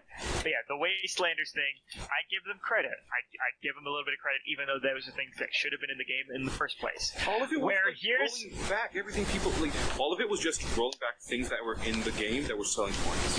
Now, here's where I'm not going to give them credit. In their arrogance. the absolute balls, big brass ones, to say, on top of all this, Battle Royale. And the Battle Royale has 52 players. 52 players. 52? Why not 76? 76 why not seems like an 76? acceptable number for Battle Royale. So, 52? Way too little. What's the rationale there? Why 52? I know I've been kind of the negative one this podcast where I'm just, I don't care. Fallout 76 is something I especially couldn't give a shit about because, like, when Todd fucking Coward was on stage talking Not about even Todd 76, Coward, fucking coward. Yeah, like when fucking Coward was on stage After getting his ass whooped by G-Man. No, let me explain. After he was when 76 was first announced and he was on stage, gushing about all the stuff they were going to put in 5 times the detail. It's like, come on, Todd. Nobody in their right mind believes you. And so Bethesda game fans don't have right minds. So I'm going to be honest, I wouldn't go so far as to say, like, if you bought 76, you got what you deserve, because nobody deserves to get scammed on that level. It was beyond what could be reasonably assumed. But I'm going to be honest, if you are the sort of person who looks at this and goes, hey, I'm glad that they're, like, I think they can really pull it together, it's like, they can, but they're essentially just, like, putting a Band-Aid on a dismembered arm. Yeah, exactly. That's they got mauled by a bear, and then they were... Well, the conversation that I had was that, like, it's very akin to No Man's Sky. But No Man's Sky was able to recover. I doubt No 76 will. I wouldn't say that No Man's Sky was actually capable of recovering. Well, and here's the thing. I think that No Man's Sky was able to recover because at the end of the day, it's a minor faux pas compared to what happened to 76. Hold on a second. Hold on a second. What do you mean a minor faux pas? Compared No Man's Sky to was Call of falsely Duty advertised. That's a crime. Okay, yeah. Yeah, it's like they advertised multiplayer gameplay. There was no multiplayer gameplay. It's like they had like a bedrock foundation of what a game could be, so that they could then build off of it. And then there's the big thing with No Man's Sky. It was made by a small indie. That's the thing. Yeah, exactly that. This was made exactly. This was a small indie team. No matter how much Sony tried to push No Man's Sky into like a massive selling point product with all the press tour and all that shit, it was still indie game. Yep. This is Bethesda. This was Bethesda, and again, when I say it's a minor faux pas, I mean as in it happened, and then people just kind of forgot about it. Everyone just kind of gave up on No Man's Sky, and then when it started building back up again, it was just like, okay, let's see what you got now. What happened was a very good survival game. The thing with 76. The thing with 76 is that it was every fucking week before and after release. Something new. Reset the clock. It's hilarious how every single thing went wrong. Yeah, like an actual comedy of errors where it's like, okay, so first of all, the game itself, buggy as shit. Okay, that's the problem. Then people who paid extra for the collector's edition didn't get the stuff they were promised. Customer support told them to eat a dick. Then they also doxed certain people, and then there was also like the login stuff. Then all the banning. The login was the doxing. You know what the funny thing is though? It's been a while. You know what the funny thing is though? You know what I'm imagining? I'm just imagining. We're talking about how much went wrong. I'm imagining the idea that it was actually supposed to be a scam, but the fact that people are still playing it means it failed. And I'm just like the producer, and I'm just imagining him. Like I'm just imagining Todd Howard as the guy from producers going, I thought I did everything wrong. We picked the wrong director. We picked the wrong product. Oh. Where did we go right? Yeah. So my favorite thing is, you need a drink to get through this game. So here's your special edition rum. It can't be poured out of the bottle. It can't be brought out of the bottle. And when you basically break the bottle to get it out, it's shit rum. Yep. Of all things, it's shit, bro. Just the tiny little last dig. Just that, I almost feel bad for the people who ended up having to deal with this product. I actually do. It's like I've always claimed myself to be like, I'm a pretty casual Fallout fan. Like, I love the lore, but I've never loved the game. Some people do. Yeah. God damn it! I would have loved a good multiplayer Fallout. See, and I'm a hardcore Fallout fan, as in I like Fallout 1 and 2 and New Vegas, nothing else. That's fair. I think the others suck ass. Yeah, because they do. 3's not good. Why do people... So guess what? When this came out, I was like, oh, this is going to be god-awful, and I was just watching with popcorn in my mouth. And then I was like, and I spat, I was like, this is like too far. This is disgusting. Yeah, well, that was the thing. It's just like, what I specifically brought up during Bethesda. I didn't want to be right. That's the thing. It's like when that started happening. Like I came to the realization, like when we were seeing 76, like, and it's desperately trying to patch things up, like desperately trying to maintain some semblance of being a good product on stage live. And I came to the realization, I mentioned, like, when we saw just the basic gameplay trailer and thought, oh, this is probably just going to be a mediocre title, did you guys think we would see any of this shit happen 1 year later? No. So I desperately putting duct tape on stage. No, I'm gonna be honest. I do think, like, before I let Keegan speak, sorry, dude, but, like, good on them for sticking with it, even if it's just so that they don't have the critical backlash going forward. Like, that's the thing. I don't think they're sticking with it. When, I think it's for the critical backlash. when it hit the point where they were selling an Xbox for $100 less because it came bundled with 76, that's when you knew it was bad. Literally paying people to play the game. Dude, anyway, I know a guy who bought a copy of Fallout 76 to laugh at it and got a free copy of Fallout 76. hilarious. Jesus Christ. Keegs, what were you gonna say? Yeah, so in terms of, like, did I see any of this coming? I expected, honestly, far worse server issues. I expected infinitely worse in terms of connectivity. And I'm surprised that they managed to half, like, duct tape and fucking raw weld half of the shit together that they did. Yeah. Aside from that, no, I didn't expect any... Well, no, okay, no. I expected the rum to be shit. Yeah, it's probably not going to be. Yeah, it's like, if you expect good food and drink from a fucking video game collector's edition, fucking... I don't know what to say to you at that point. We all know the only good video game candy that's ever been released is, ladies and gentlemen, the Mario sour candies. I'm sorry, what? Hello, I would like to introduce you to the fucking Zelda cereal that was released in the 90s. Didn't have it, but Keegan, the Mario sour candies are like, they come in like a hidden block or a mushroom, and they're like strawberry flavored. You get the red mushroom; they're really good. Okay. They're really good. Speaking of wonderful childlike nostalgia, let's talk about Commander Keen. I have so much to say about Commander Keen. I haven't played. I'm not familiar with all. All right. Like, I have also not played Commander Keen. God, this feels in bad taste. I'm going to go. Please go. So, let's start off with the trailer itself. The trailer starts off with a really, really, really fun cartoon that I'm like, okay, I want this as a TV show. Fuck this game. I want that as a TV show. But now let's look at the game. They come out and say, this is a free-to-play mobile game. Like, okay, it's Commander Keen. It's going to be leaning on nostalgia for adults, right? And then this clearly marketed at children's shit with loot boxes, and the game looks like no effort was put into it. This is disgusting. This is actually marketing gambling for children. Oh yeah, that's fun. This is fucked up. And they're using the legacy of one of the first PC action games to do it. And Commander Keen, I don't know if you guys played it, those are fucking amazing platformers. I have not played them. I have not. They are shitting on the legacy of id Software by using it to sell gambling loot boxes to children. We should play the actual Commander Keen when the mobile game comes out. When the mobile game comes out, just to be like, I'm sure glad that we're playing the only two Commander Keen games. Yep. Following the story of BJ Blazkowicz's descendants. Someone brought that up, like, in chat when we were doing that. I was amazed. Yeah, that was me. Guess what? You. Guess who Keen's descendants are? Or descendant is? Doom Guy. It's Doom Guy. The maddest man alive. Is the birther of heroes. Let me get this straight. The Blazkowicz balls are the birthers of heroes. The Blazkowicz bloodline cannot be stopped. Alright. The Joestar sex drive Cannot be stopped. I'm your second. Rage 2, who cares? Rage 2 I is just actually more almost cared. I forgot it existed.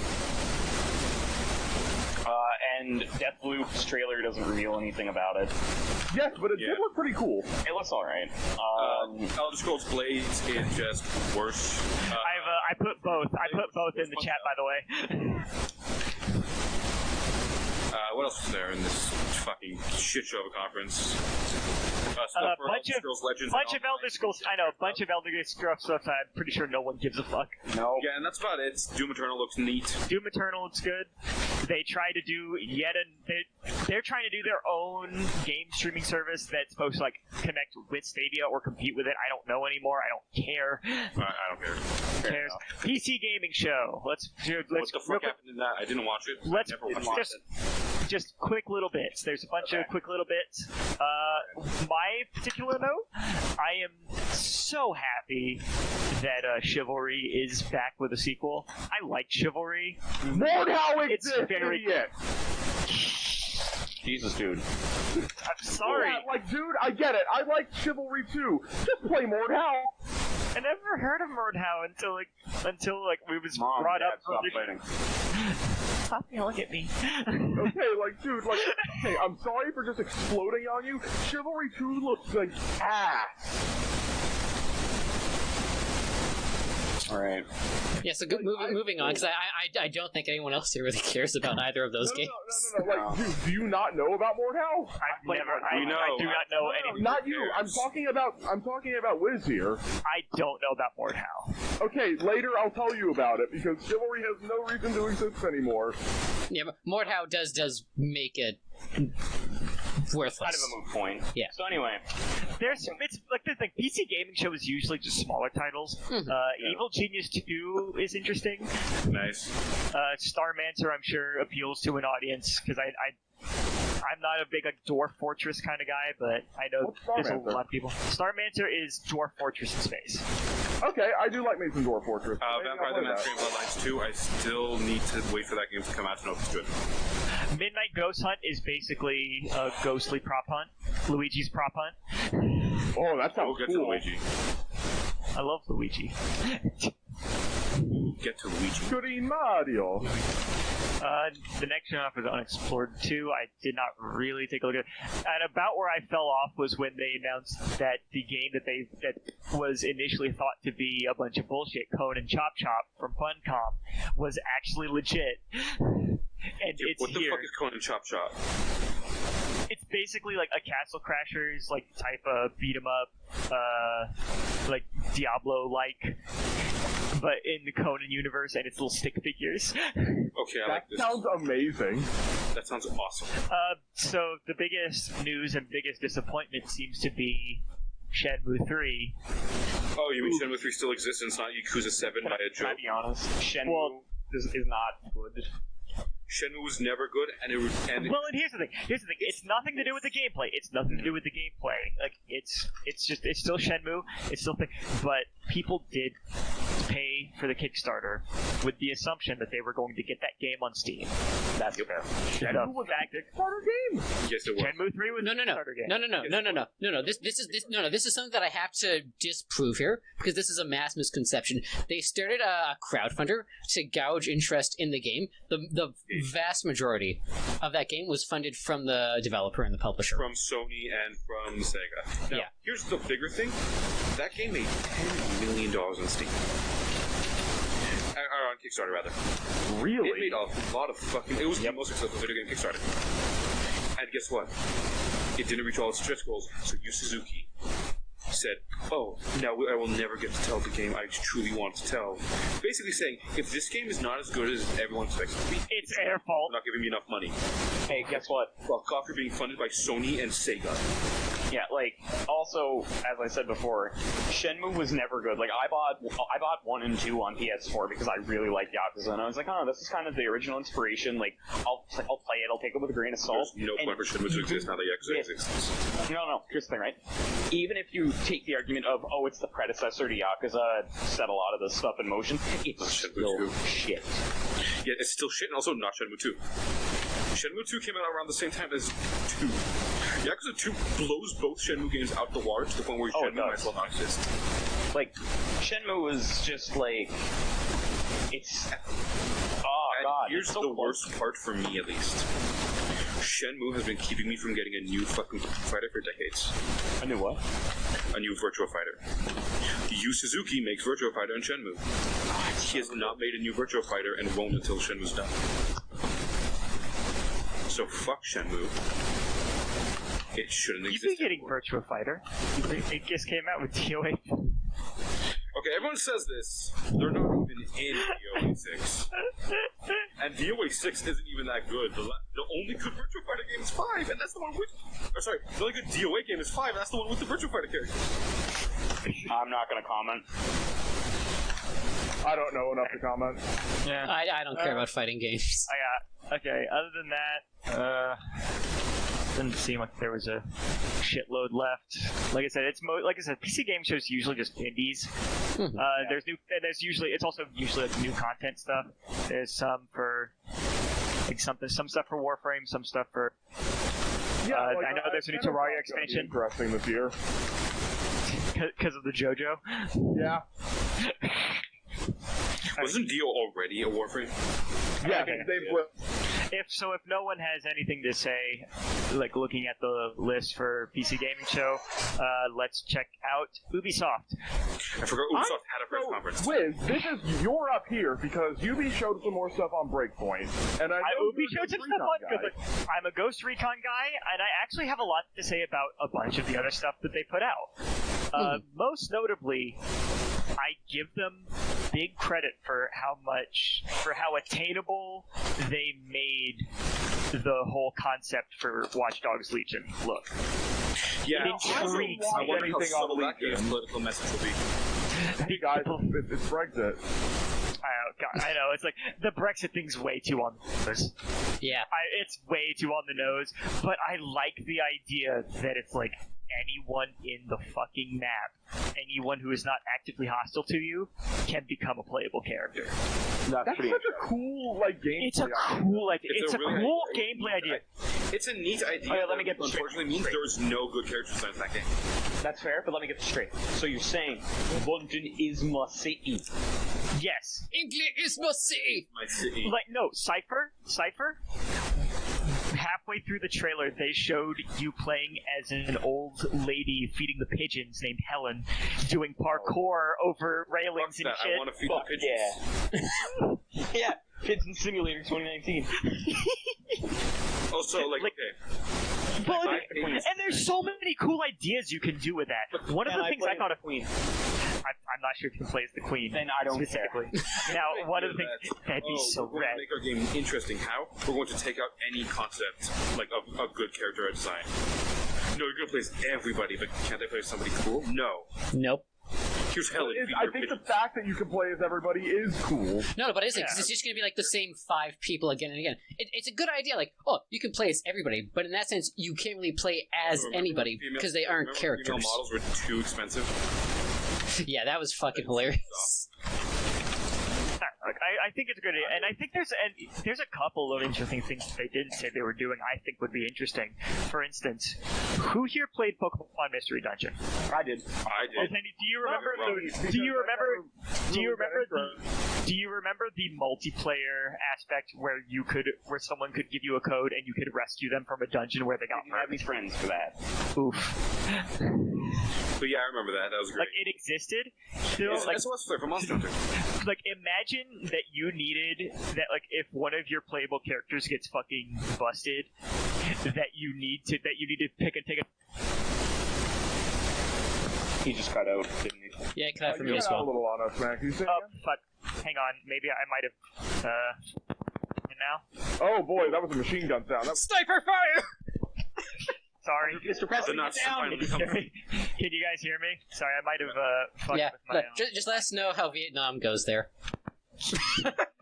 So, imagine if one of your characters gets busted by the police, the bad guys in this. You have to take another character and go save them, en route to the jail or to You know what this reminds me of? Has anyone played Driver San Francisco? Yeah, fantastic game. And yeah, it sounds like that mechanic. I am not familiar with it. What is that? Not just that, imagine also a list of, all your characters in all the safe houses and deploying them to different ones, off screen, so that you can just choose who's within arm's reach of whatever you're currently doing for backup or for rescue. So in Driver San Francisco, you do not control a playable character, you control the ghost. And that ghost can jump into anybody's body who's in a car. Ghosts are involved. Ghosts were super involved. Cool. Oh, it was a fantastic game. It's possibly the best racing game of last generation. I'm gonna say it is. I can't think of anything that tops it, honestly. Fucking good. Maybe Need for Speed Most Wanted, but even then it's To bring up that, what was that game that you were playing? Who, me? No, Cipher. Something about justice? What about Justice? Oh, We the Revolution? No.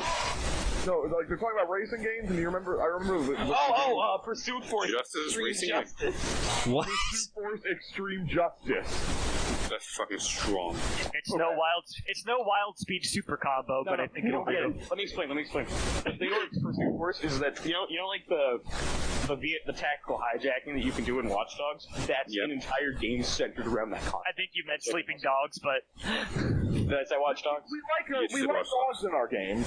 I'm sorry. They're all good boys. speaking of dogs in the games, let's talk about Ghost Recon. Yes! That's a good segue. That's a great segue. Long. Oh, there's doggos in Ghost Recon? In fact, they are wolves, and that is the name of the group that you are fighting. But that being said, yes, John Bernthal did come out on the stage with a doggo. Oh, that's awesome. He's the goodest boy. Like, I love dogs. there are I did play a little bit of the technical test, which I cannot really get deep into. Okay. What I will say, the systems are absolutely, the mechanics are absolutely improved from Wildland. As far as driving goes, as far as gunplay goes. Now, I have no opinions one way or the other, given how little I ended up playing of it, how missions are set up, how everything else is set up. I'm intrigued. I will say I'm curious, as far as how the wolves work, considering they are supposed to be on the level of the ghosts. Oh, that's awesome.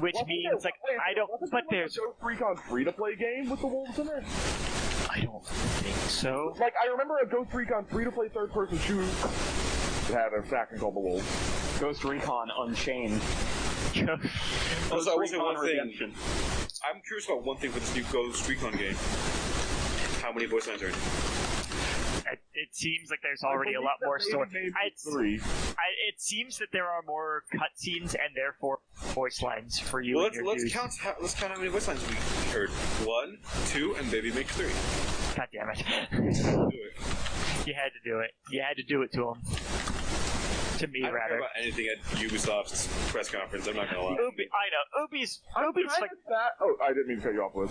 no. All I was gonna say was usually with Ubisoft games, it's I'm cautiously intrigued. Is usually where I'm at with them, and that's definitely where I was at with Watch Dogs. It's where I'm at with Breakpoint. I'm not into Division 2, but I am hoping that does well for them going forward. So And I think that Ubisoft has shown a uncanny ability to bring games back from the brink. Yeah. Fucking Rayman came back. No, that's not what I'm talking. I'm talking about their ability to release bad games and then fix them in the way that everyone wants. Yeah, Siege was kind of shitty. Siege, at For launch. Honor. I love For Honor, but Okay, man, I would loved never... For Honor at launch, but Oh, really? okay, Keegan and I tried the beta, and we rather liked it. I love the will beta. Now, this is this was the point. I will say this was the point where I finally threw my hands up and said, "Oh, another zombie game! Thank fucking God!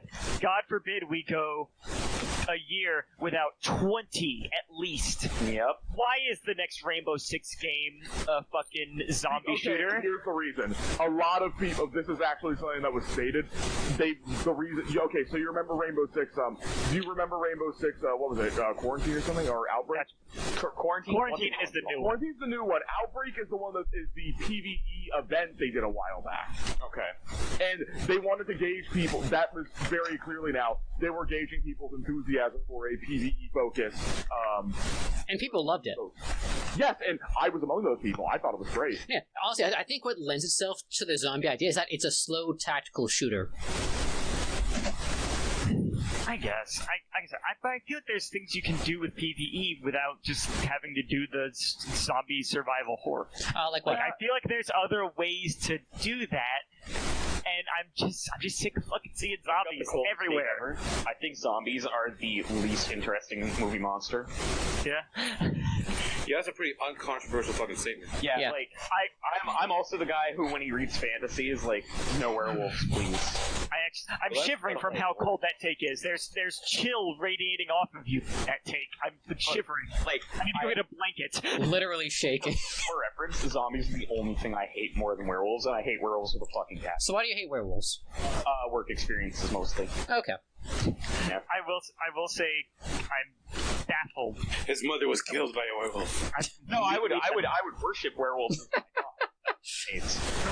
In all seriousness, yeah, it's more along the lines of like, I've had some bad work experiences where it's like, make me a thing like this, and it's like, okay, thanks for scamming me, you asshole. Okay, so do you have... Now, here Let me is... explain. I also have a problem with how they're handled in media, and it's that the idea, like, so I roleplay a lot, and I deal with a lot of people who are like, oh, I'm gonna make a werewolf character because they're so edgy and this is so cool, and then even in media where they're presented well, it's like, I am only really interested in the duality between man and beast, and that is rarely ever covered in anything that Well, I think there's a bunch that covers that. My big thing with werewolves is like I always like to see them in like a fun movie setting because they're just fun. Yeah, that's fair. Well, I'm not gonna let these goddamn vampires beat me. Yeah. So anyway, The fucking vampires would never be caught. I don't know. So yeah, there's not a shitload to talk about at E3. I'm like, I will say the most interesting thing that was then quickly dashed by where it was being released is the show that they're producing, Mythic Quest: Raven's Banquet, starring Rob McElhenney from It's Always Sunny. yeah, And it's just the entire team from Always Sunny. I'm like, dude, that sounds really awesome, and this trailer looks funny. What in the goddamn fuck is Apple TV Plus? yeah. Oh yeah. Also, like, can't wait for Rob McLean to just like say, "Hey man, in the show, his demand was no vaccine." Rob McLean's crazy. That's great. So I guess we can now safely move on to Squeenix. Oh, finally, Yes. okay. And, Now- and Tifa's glorious HD beepers. Oh yeah, super good. 10 out of 10. Tifa's model is looking great. Her voice acting is not great, just like I expected. Yep. They have not been able to find a woman that can voice her right. No. I think the voice quality, like, in terms of just quality of the one in Advent Children wasn't bad. It's just her direction was horrible. That's fair. Who is your ideal cast for Tifa? I don't know. Don't have one. Maybe Jen Hale. Jennifer Hale would be alright. I'm genuinely asking because I don't know. Like, how do you imagine Tifa? Like, what kind of voice are we thinking here? Are we thinking like husky girl voice? Bit, not husky, but bit deeper, bit louder. How do you feel? A soft-spoken Japanese try maker. How do you feel about the machine abridged? Oh, she's great. Yeah, I'd actually pay good money for her to be the official voice of Tifa. Yeah, and Cloud Strike. I have legs that the world needs to see, Cloud. I don't do lunges for nothing. Yeah, Also, it's your the Final legs that Fantasy the world wants 17 to of see. crazy yandere Tifa was also fun. Oh. Yeah, there's two Final Fantasy 7 abridges. One is like way older than the Machine Abridge. Yeah, there's one by Adam West Lapdog, and then there's the new one. Adam was like, who the fuck? No, I was talking about a different one. Okay, I'm sorry. There's another one apparently. Oh dear, okay. Wow, a lot of people do this. Yeah, it's not an original concept. Who knew? So is Machine Abridged just an abridged series in a game? Yep. Yep. It's wonderful. It's great. It's like I have not yet had the pleasure to actually play through FF7. Mark that for the channel. Mark that for the channel. Yeah. But like watching it just through this is fucking hilarious. Yeah. Just Red 13, like standing there in the room full of all the Shinra dudes that got murked on, and he's just like, scouting report. Where do I begin? Yeah. So, FF7, I'm pretty excited for it. My main complaint, and like Super Beast brought this up in their podcast, where it's like, the main issue with that is whenever the third one comes out, it's going to be like, okay, now you're going to get to buy the version that has all three in it, and we're just going to roll back these mechanics. Yep. You're And right. it's like, that's going to be really shitty. And I'm also not, even though I really like FF7, I am super not.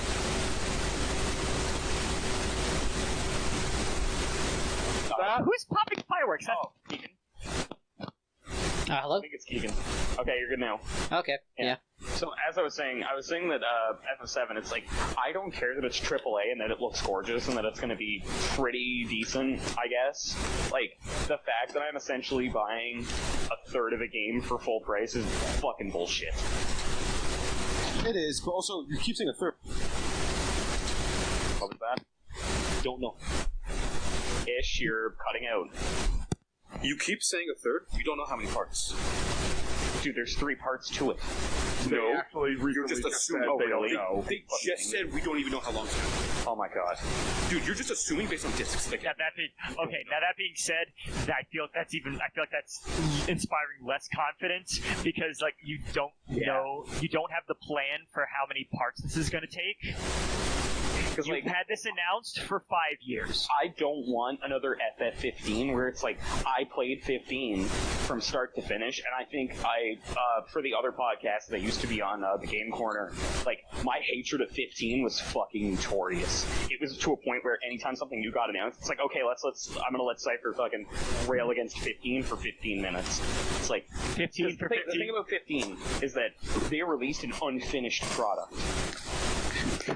And my thing about 7 is, like, as long as the first version of that we get feels like it could be a finished product of, like, okay, yeah, it's a to be continued, but as long as it feels well, like the thing with 15 is, like, they didn't release an unfinished product, they released a bunch of unfinished products scrapped together to a complete product.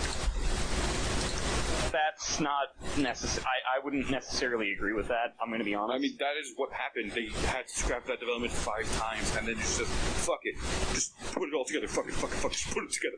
What I'm saying is that what we got does not feel complete. Up until they started releasing DLC and expansions and other versions of it. But even then, I feel like that was too little too late. And with 7, it's like, as long as this first game, like, let's say it goes to Midgar, as long as it's a good experience of, like, okay, I played Midgar for 50 hours or whatever, it's like, that's great. But if it ends up being like, oh, okay, this doesn't feel like it's finished, in air quotes, for this section of the game, it's going to be a waste of my money, and I'm not cool with that, and it's not going to inspire confidence for subsequent entries that I'm already kind of wanting. I don't know, like, that's fair. I'm kind of with you in that, like, I am skeptical about doing a remake in episodic parts. I think that's actually kind of shitty because they know people are going to buy it because they know the story's not done. It's a marketing strategy. not even that. It's just people like, hey guys, look at how much fucking money FF7 made. We know people love FF7. FF7 is by far and away the most popular Final Fantasy game.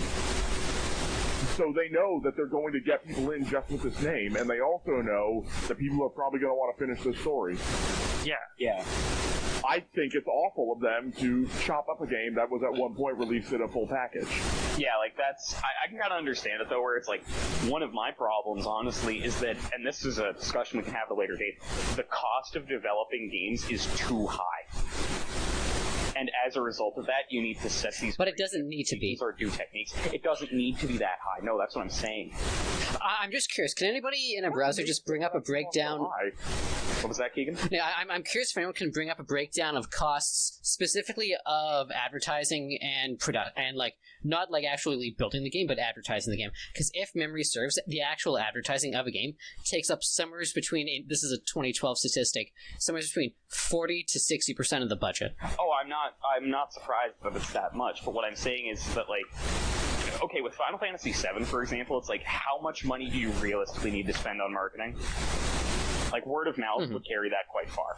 Now, to be fair, they're still a business. Like, they're still going to do it because they're going to reach some new audiences who've never heard of Final Fantasy VII before. I think the issue, honestly, with the video game industry is that it's just trying to take cues from every other media that has come before it, without realizing, okay, in the modern age of the internet, you don't need to spend fucking however many millions of dollars on a rendered ad. Why can't Final Fantasy VII be One Piece? It's not bigger than 15. It's not bigger than The Witcher 3. It's not bigger than any number of games made this generation that probably are going to look better. To charge you twice, probably, if you want the honest answer. Someone else make the One Piece joke here. I'm not informed enough. What I was going to say is, like, Red Letter Media actually put out a very valid point about, like, their reviewing of Godzilla, where they're like, audiences aren't impressed anymore. and as a result, that's causing the cost of movies and stuff to go up. Where it's like, okay, we got to get the next big spectacle, but people don't care that Godzilla's fucking shooting his atomic breath when you can go see Avengers Endgame and watch a bunch of comic book characters beat the shit out of each other. That's the TLDR of it, and it's like, for games, I can kind of see that same argument applying, where it's like, okay, we have so many things now that people don't really... Like, the cost of development is going up to a point where it seems like it's unreasonable to assume that so many people are going to buy it. And I think, honestly, if anything, this will be the major contributor to another market crash in a couple of years. Yeah, I agree. Well, so people say that. What was the other market crash? Back in, oh god, what was the... 82. 82? Was that, like, the definitive? Because I remember, like, E.T. was kind of the nail in the coffin. It was, like, 81, 82. Okay. Yeah, basically, it was a crash of the market in that there was no longer seemingly any money to develop console games, because just no one was going to buy them. Because kind of the catalyst people see for that entire crash was the god-awful Atari E.T. game, which I'm putting game in big fucking air quotes here, because it was basically just hot trash, shot out the door, thinking, okay, people will buy something with E.T. on the title. Fuck it. Yeah. And honestly, I think that's what we're going to get now. 76 is an excellent example of, okay, we'll just rush a mediocre product and just fucking see where the cards fall.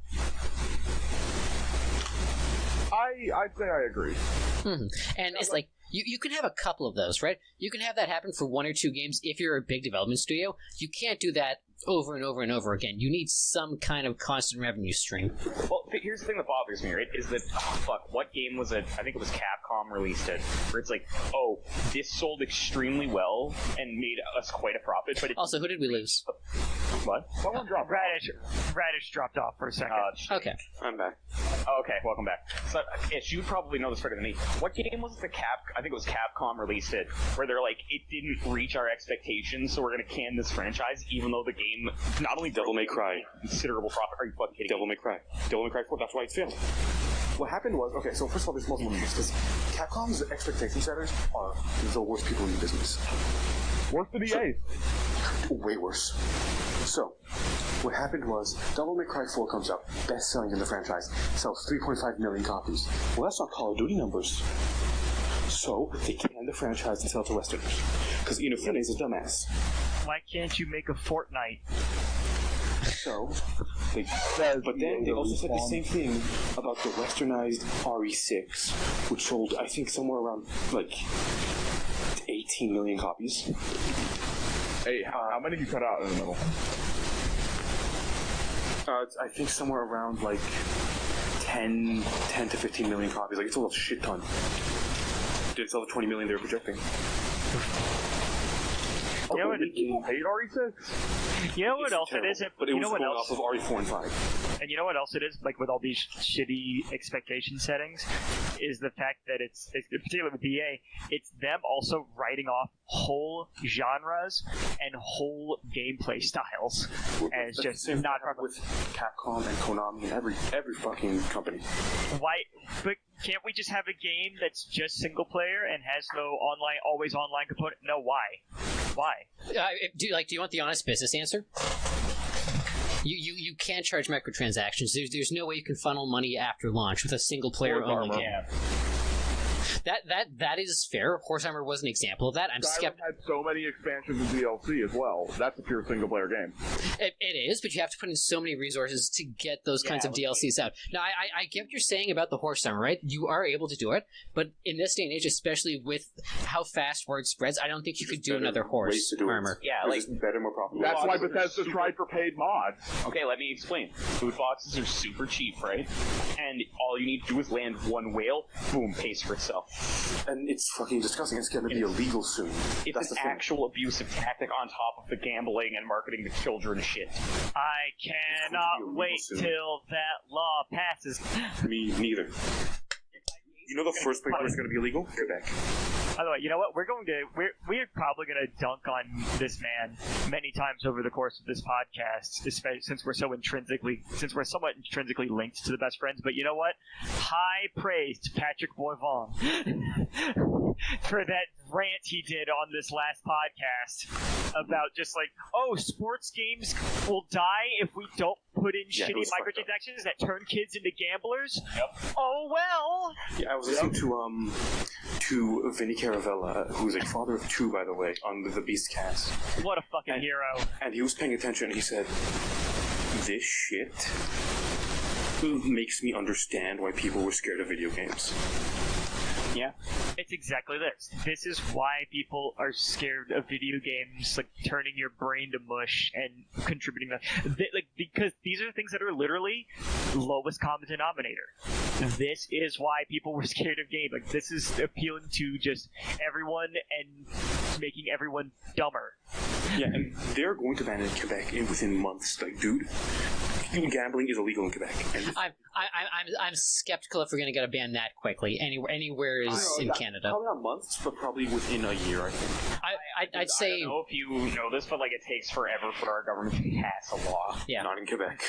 Okay, well that's I fair. don't think that, like, I'm saying Okay, Quebec. I'm not like- saying Canada. Oh, okay, if you meant just provincially, then yeah, I could see it happening today. I don't think you understand how many contests and games and things are released that say available in the U.S., Except for Mexico, and Quebec. Canada, asterisk, except for Quebec. See, I'm worried about the U.S. specifically because lobbying is, like, I don't know how much of a problem lobbying is in Canada. A huge Down issue. here, it's a huge issue. Huge one. Big issue. Pretty much as big as the U.S. I think that I think that there's a genuine possibility this law doesn't pass because of lobbying for companies like EA. Oh, it's very real. There is a level where lobbying is not enough, and that level is where everybody's paying attention. Not everyone's paying attention to. No. Gamers are paying attention, and gamers are a lot of people. But you know I what? don't know. Here's the shit, man. A lot of gamers don't vote. You know what? Oh, they do? Gamers rise up. Gamers are always talking about get politics out of my game. Gamers don't care You're about not paying politics. attention to how many people are paying attention. This is not just, Polygon's writing articles about it. This is the New York Times. This is CNN. Just out of curiosity, when's the last time anybody in this room booted up the New York Times or CNN? Yeah, not I actually did it not That's too long fair. ago. That's fair. I did not too long ago just to read an article because I felt. That's fair. My point there's like traditional media is on the way out, more or less. So saying like it's in the But no, the New York Times reported the biggest numbers in years. Yes, but let me tell you this, man. My parents do essentially nothing. Like when they're with, like, my mom is around the house all day, fucking working her ass off, and my dad is in the house all day working his ass off. They typically have CNN, Fox, or some type of traditional media on the background. They don't know shit. I had to explain to them the concept of what a loot box even was over dinner. Nope, not as many people know about it as you think. They don't know about it, but they know it exists, and that's No, they didn't. Okay, well, your parents are My not. parents like, aren't- yeah, the my fact that parents aren't CNN is the reporting on it is a big deal. Yes, I just don't think it's as widespread of a thing that as you are seeming to make. Yeah, it like, feel. And I also I'm don't gonna think be video game lobbies are enough. Video game lobbies are relatively small. fair enough. That's But the they big just one. pay out those they're giant revenue source.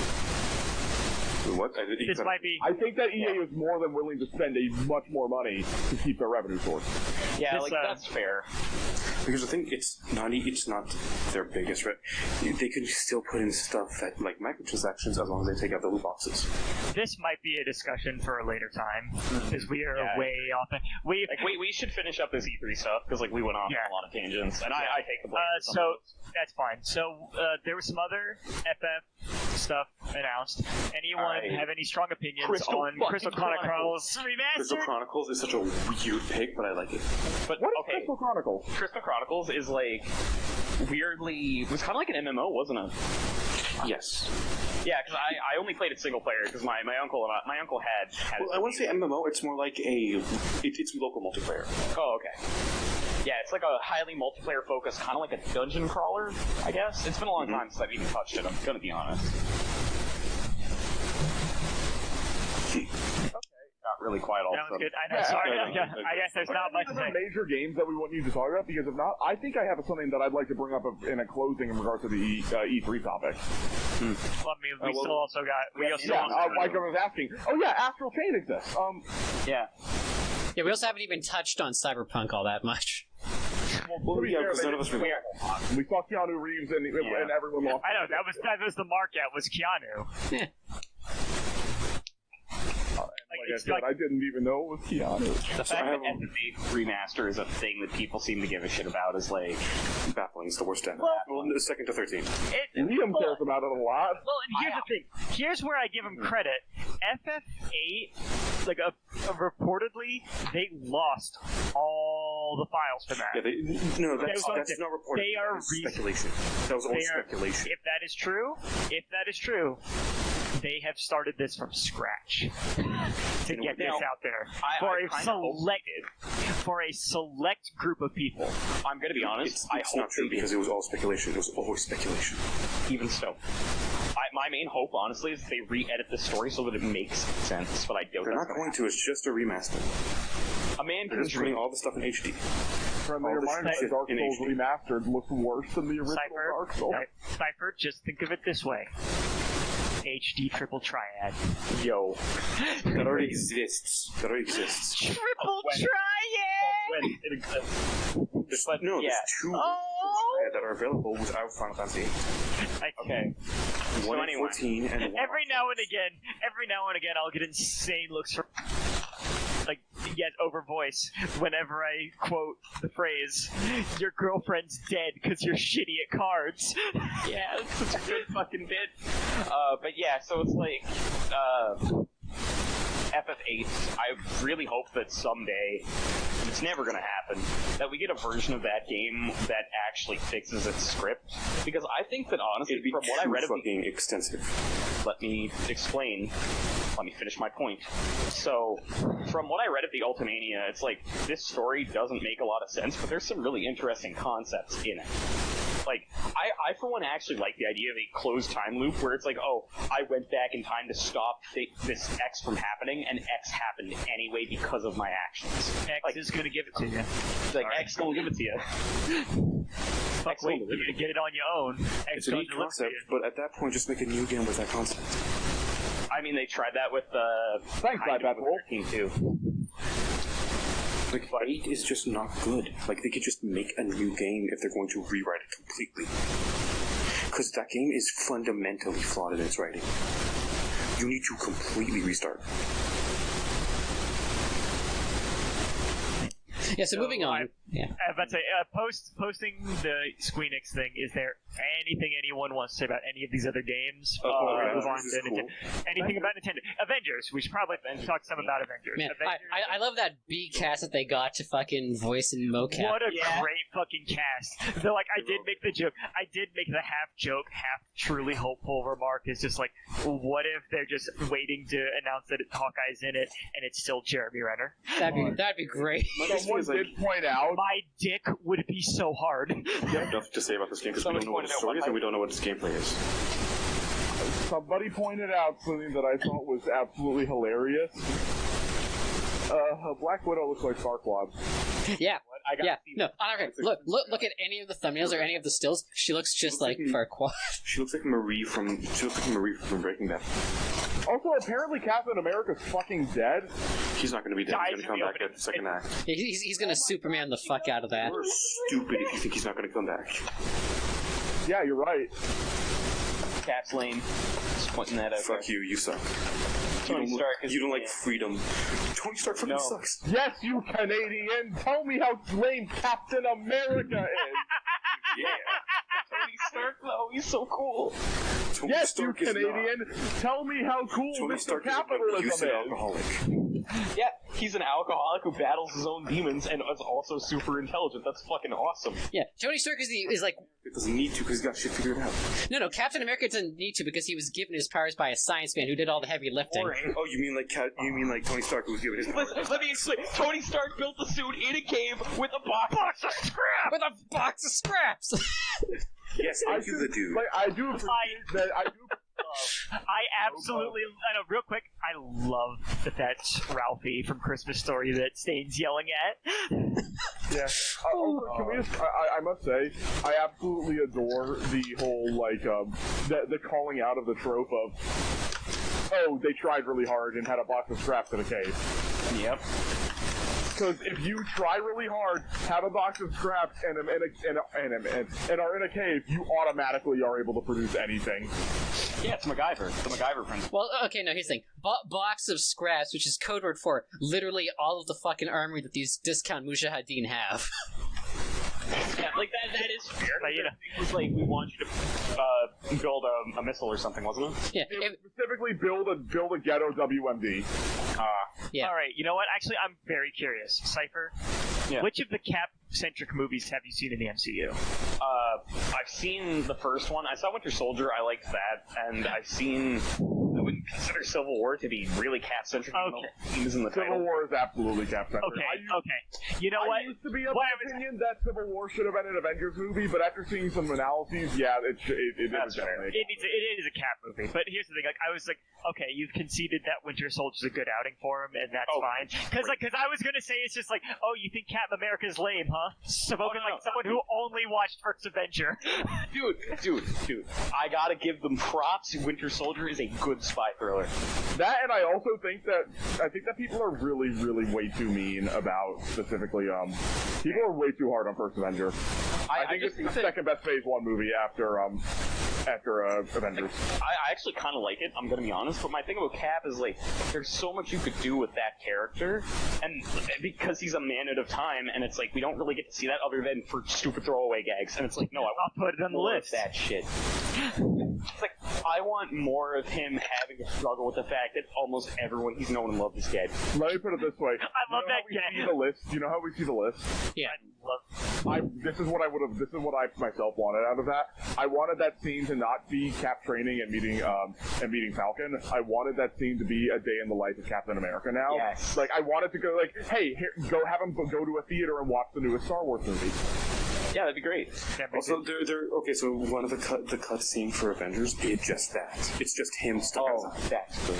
I do love the blank, befuddled look on Anthony Mackie's face when Cap is listing off all the things that are better about the future. When he's going, the food's a lot better. We used to boil everything. No polio's good.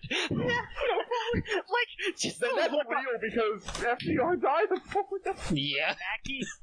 Like, here's the thing. I know, like, people think Falcon's a nothing character, but you know what? Mackie's fucking hilarious. Man. Mackie works so well off him. I love Anthony Mackie in that role. I love this. I guess I got a late start. Really? You should be ashamed of yourself. You should take another lap. Did you just take it? I assume you just took it. That's pretty good. Oh, God. Also, them bringing back On Your Left is like everyone loves that. So guys, Avengers, no gameplay yet. No gameplay yet. We basically saw gameplay. All right. Did So, we saw. So, I guess if we're not talking much more about Avengers, No. then doing Ninty. But before we get Okay. started, Ninty? before we get started, does anyone want to get out? Get everyone. get out of this huge fucking just Get fire out, pit. no, Oh. I was just doing the last Winter Soldier. Oh, I'm sorry. But also genuinely, if anyone is watching and it's just like, I didn't watch anything yet, please don't spoil it for me. I want to see it later. Yeah. All right. Okay, Astral Chain though. It's just a Persona character action game. Astral Chain's pretty good.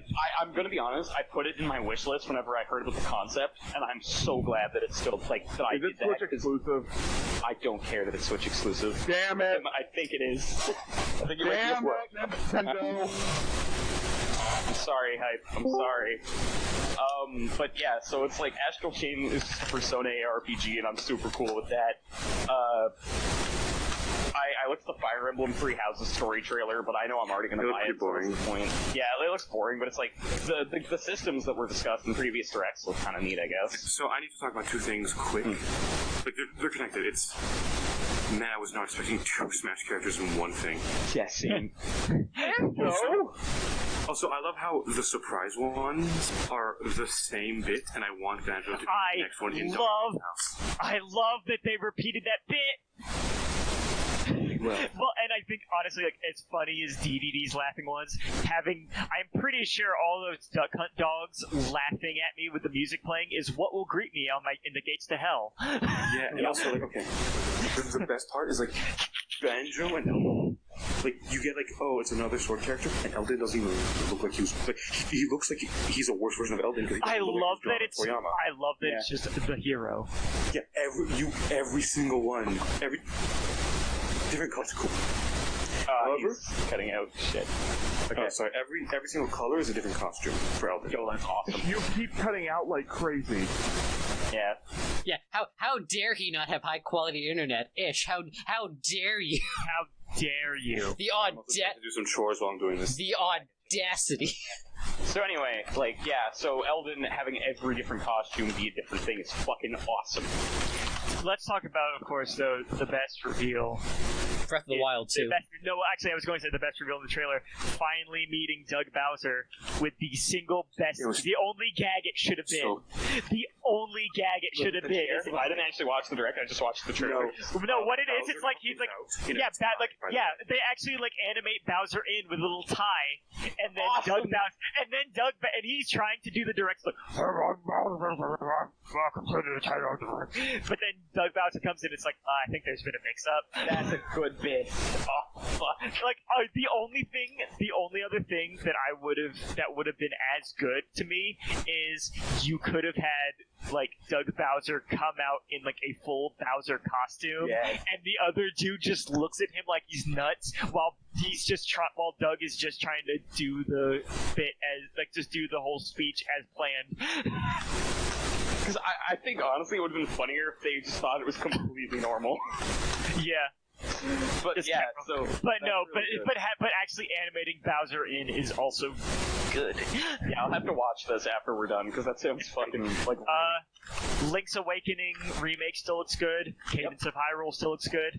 Luigi's Mansion 3, also known as Hotel Luigi. Also, they gave Luigi a 360. An Xbox? No, my kind of 360. A fighting game motion. Yes. They let you slam those over your head like a fucking cartoon character. Yeah. So, like, when it comes to I forgot where I was going with this. When it comes to exotic type mammals, No. Prince Ali got to Prince Ali, fabulous. There was a bunch of shit, like Witcher 3's coming to Switch. Switcher 3! Switcher 3! But there was like a shit ton of... Honestly, I think like we've gone too long to cover Nintendo to the point to say, go watch the Nintendo Direct. Go watch Nintendo Direct. There's a lot of good stuff. It was actually entertaining. No, this is something I need to bring up. Sorry, I thought you were done. Do I need to enter gladiatorial combat to have the Zelda cast be the next one? For what? To have the Zelda cast and the Breath of the Wild cast be our next one, do I need to enter gladiatorial combat to ensure that happens, or Our next one for what? For podcast. For the podcast. Oh. To do the Zelda cast. Yeah, it's like, we'll see what topics are up at the time, and we'll decide then. But it's like, I'd have no issue What doing we were the gonna Zelda cast. Liz is in the docket. It's like every second episode is a lecture. So it's like, we'll talk about like the cool thing that somebody likes, and they can just give a presentation on it. I'll rock, paper, scissors you for it. I don't want to do SMT as the first one. I wasn't talking to you. He's talking to me. So what were you planning on doing for it? What do you fucking think? Ace Combat. Accessories. I mean, if you guys want to rock, paper, scissors for it on podcast, go ahead. Okay, straight up, and then we'll say it out loud. Alright, 1, 2, 3. Anal beads! You both said rock, didn't we? We both said rock. And again. Don't do it again. Yeah, okay, just PM it to me. Yeah, both of you PM it to... Yeah, PM your answers to me, and I'll... Actually, no, there's a way more interesting way of doing this. Both of you type it into chat, and then on 3 you both hit enter. Or how about I do it instead, and then they can decide amongst themselves. I have K-Web and Street Fighter both ready. Alright, guys. Yo, Wiz, do you want to do some streets? Do you want to do some streets? I'll Take this to the streets. Like, dude, I think you guys don't understand. I have notes and a pseudo script ready for 3 of these. Yes, I only have my SMT one, and it's going to be pretty half-assed because I just know the timeline super well. Like, the main thing is, it's just like, I'm prepared. Mine is not going to when be you as say Street long Fighter, like, are you talking about the history of the games, the characters, or the players? as... And characters. The truth is, since the main thing I wanted to talk about was Breath of the Wild sequel and everything, like that specifically, mine is probably not gonna be this long. Okay. But yeah, so I don't know how long mine would be unless I were to actually then derail myself into a full Zelda thing. So I think a full Zelda thing would be kind of interesting, to be honest. Full Zelda thing would have to be more of an active discussion because that would be more of us just like bouncing the ideas around. So anyway, can we talk? I didn't look at anything for Breath of the Wild 2. So like, how is it so far? It's intriguing. It is all we saw. It's a horror game. I know. Here's my thoughts in brief. So what we see is Link and Zelda, who now has short hair. Yeah, Zelda doesn't have short hair. Her hair is clearly done in a way that makes it look shorter. Look, there's braids on the top, but look at that shot from her back. It's just trying to cut hair. Not to put hair over. Continue. Link and Zelda. Well done. They are exploring a cave, and it seems that they find the corpse of who I'm pretty sure is Ganondorf, who then comes to life, and then you see the wide shot of the castle being lifted from the ground. Yo. To me, that doesn't look like Ganondorf. That looks like a sage. It has Gerudo symbols. It does the exact same. Like when it does when its eyes start glowing, it looks like the eyes. It looks like the eyes that we saw around the bases whenever it was like Calamity Ganon doing his thing. We'll see. I'm pretty sure it's Ganondorf, and I'm pretty sure. Less than a minute long. And I'm pretty sure if it is Ganondorf, I'm pretty sure it's also his design from Hyrule Warriors, which I am so down for. That is the best one. It's not going to be the design from the Hyrule Warriors. What? It's 100% not going to be Hyrule Warriors. It totally looks like it, though. Just let me dream. But I don't think it's Ganondorf. Let me have these moist dreams. So here's the question I gotta ask. I thought most Zelda games had nothing to do with fucking each other.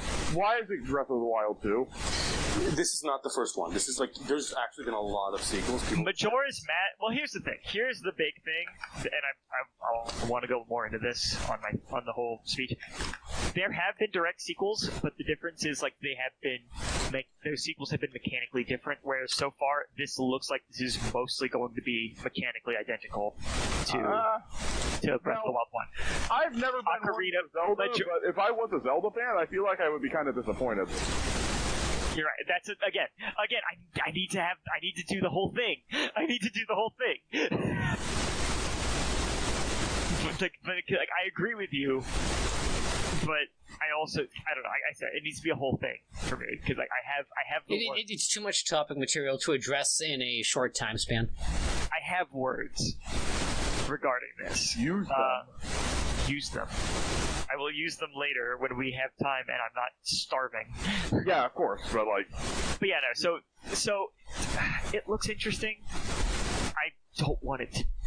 It's a shame almost that it is Wild 2 because here's my chief concern. Here's the Cliff Notes version. I am concerned that the fact that everyone was saying how Breath of the Wild is the perfect Zelda game and everyone loves it, I'm worried that that glaring issues in that game will not be fixed for the sequel. That is my chief concern.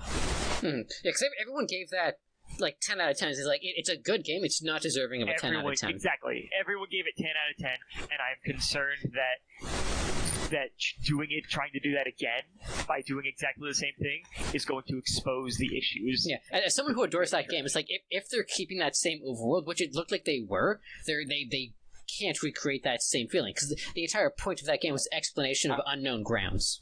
Yeah, I think Nintendo knows what it's doing because I think what this game's going to be is more of a Metroidvania because it's all going to be inside Hyrule Castle. I want it to be. I honestly, more what I want. I want it to just be like the caves. I want it to be like spelunking in the caves. But yeah, I think we're going to have to cut Nintendo out because A, it just happened today, and B, we've been going on for too long. We've been going on for already 2.5 hours. I'm sitting here. We gotta pump those numbers up. Those are rookie numbers. I'm going to keep going if anyone else wants to keep going. going. I can't about how they're finally bringing over Secret of Mana 3. I honestly don't care about Secret of Mana. Honestly, I didn't even watch the E3 conference. I was not prepared for this. Yeah. Well, I mean, you did suggest that we do too. Alright, so that was Wiz that did that. Yeah. I just tossed it out there because it's just like that's the thing that was going No, on. and it obviously, like, we have enough topic material to go over 2 hours of it, so I mean, it's not like we're lacking for content. We went well over 2 hours, and also, part of the mentality, and also, I guess part of the mentality was, it's E3. Everyone's getting so someone is getting at least a game that they're interested in. We can talk about doing so, and that can help us all get a feel. Yeah. Everyone has at least one thing that they can draw from in regards to E3. So before we kind of start wrapping up the stream, are there any other kind of big points that we need to touch on? Do you feel? Doom Eternal is fucking awesome. Yeah! Wait, what did you say? I said, so when we talked about Bethesda, we said Doom Eternal is Doom Eternal, which actually translates to Doom Eternal fucking awesome. Yeah. The one thing that I'm kind of about is I'm hoping that they don't rely too heavily on that grappling hook and flamethrower. I think it could be. I am perfectly fine with relying heavily on the grappling hook. It could lead to a lot of interesting character design. It can. I'm skeptical that it will. I don't know. I trust these guys. No, id Software, fantastic developers. I think that they're in large part responsible for kind of reviving the genre of the arena shooter. To be fair, that genre hasn't exactly been revived. They've just been making them. That's fair. Doom and Wolfenstein aren't really arena shooters. They're just really good single-player shooters. That's fair. Good single-player shooters. And that's pretty much all they've been doing, and I trust them to continue to do that. I'm so mad. Black Widow totally does look like Farquaad. I'm so mad. Mary from fucking Breaking Bad. The bitch sister. What an awful character model.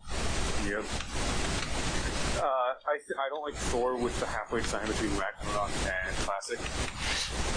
I like the Iron Man armor, but it's an Iron Man armor. Yeah.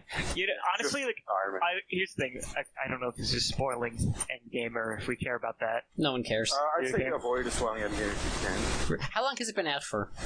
Wow. It's been out for less than a year. Dude, no. 2 weeks and you're fine. 2 weeks, in my opinion, and it's like if you have not to mention it's like they've been spoiling it in the fucking trailers. No, anyway. it's like okay. It's like if you care about that, series, you'll see it. All I within was 2 going weeks. to say was like Fat Thor still in the armor. I think I kind of love it. Cool. I kind of love it because you know what it is?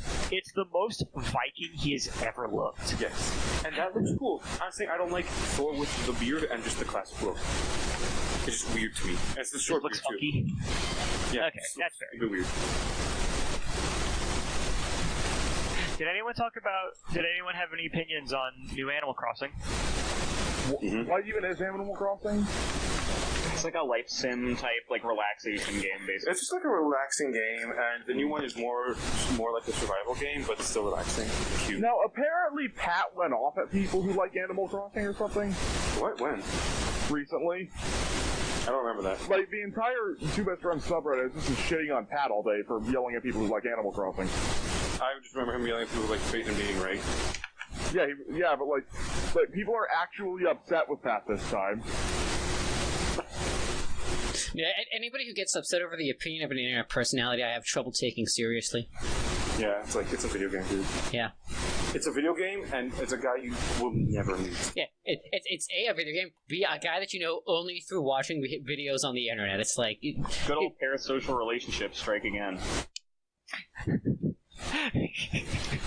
How can you be my fake internet friend if you don't like the things I like? So I just went to how can we be fake internet friends? We have very different tastes. I just went to the YouTube video for the Breath of the Wild sequel trailer. Mm-hmm. Top comment is Link lifts up rock. Calamity Ganon. Yeah, ha ha! You found me.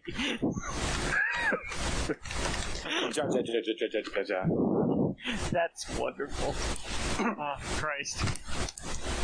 All right. So should we stop her there, do you think? Yeah, I think we should.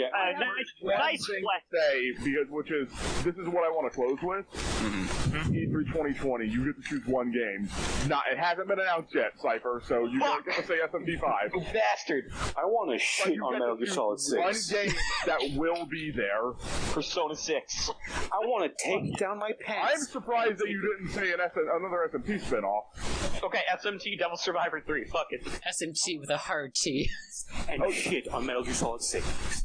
Okay, actually, in all seriousness, mine would probably be, oh, fuck. I actually don't know.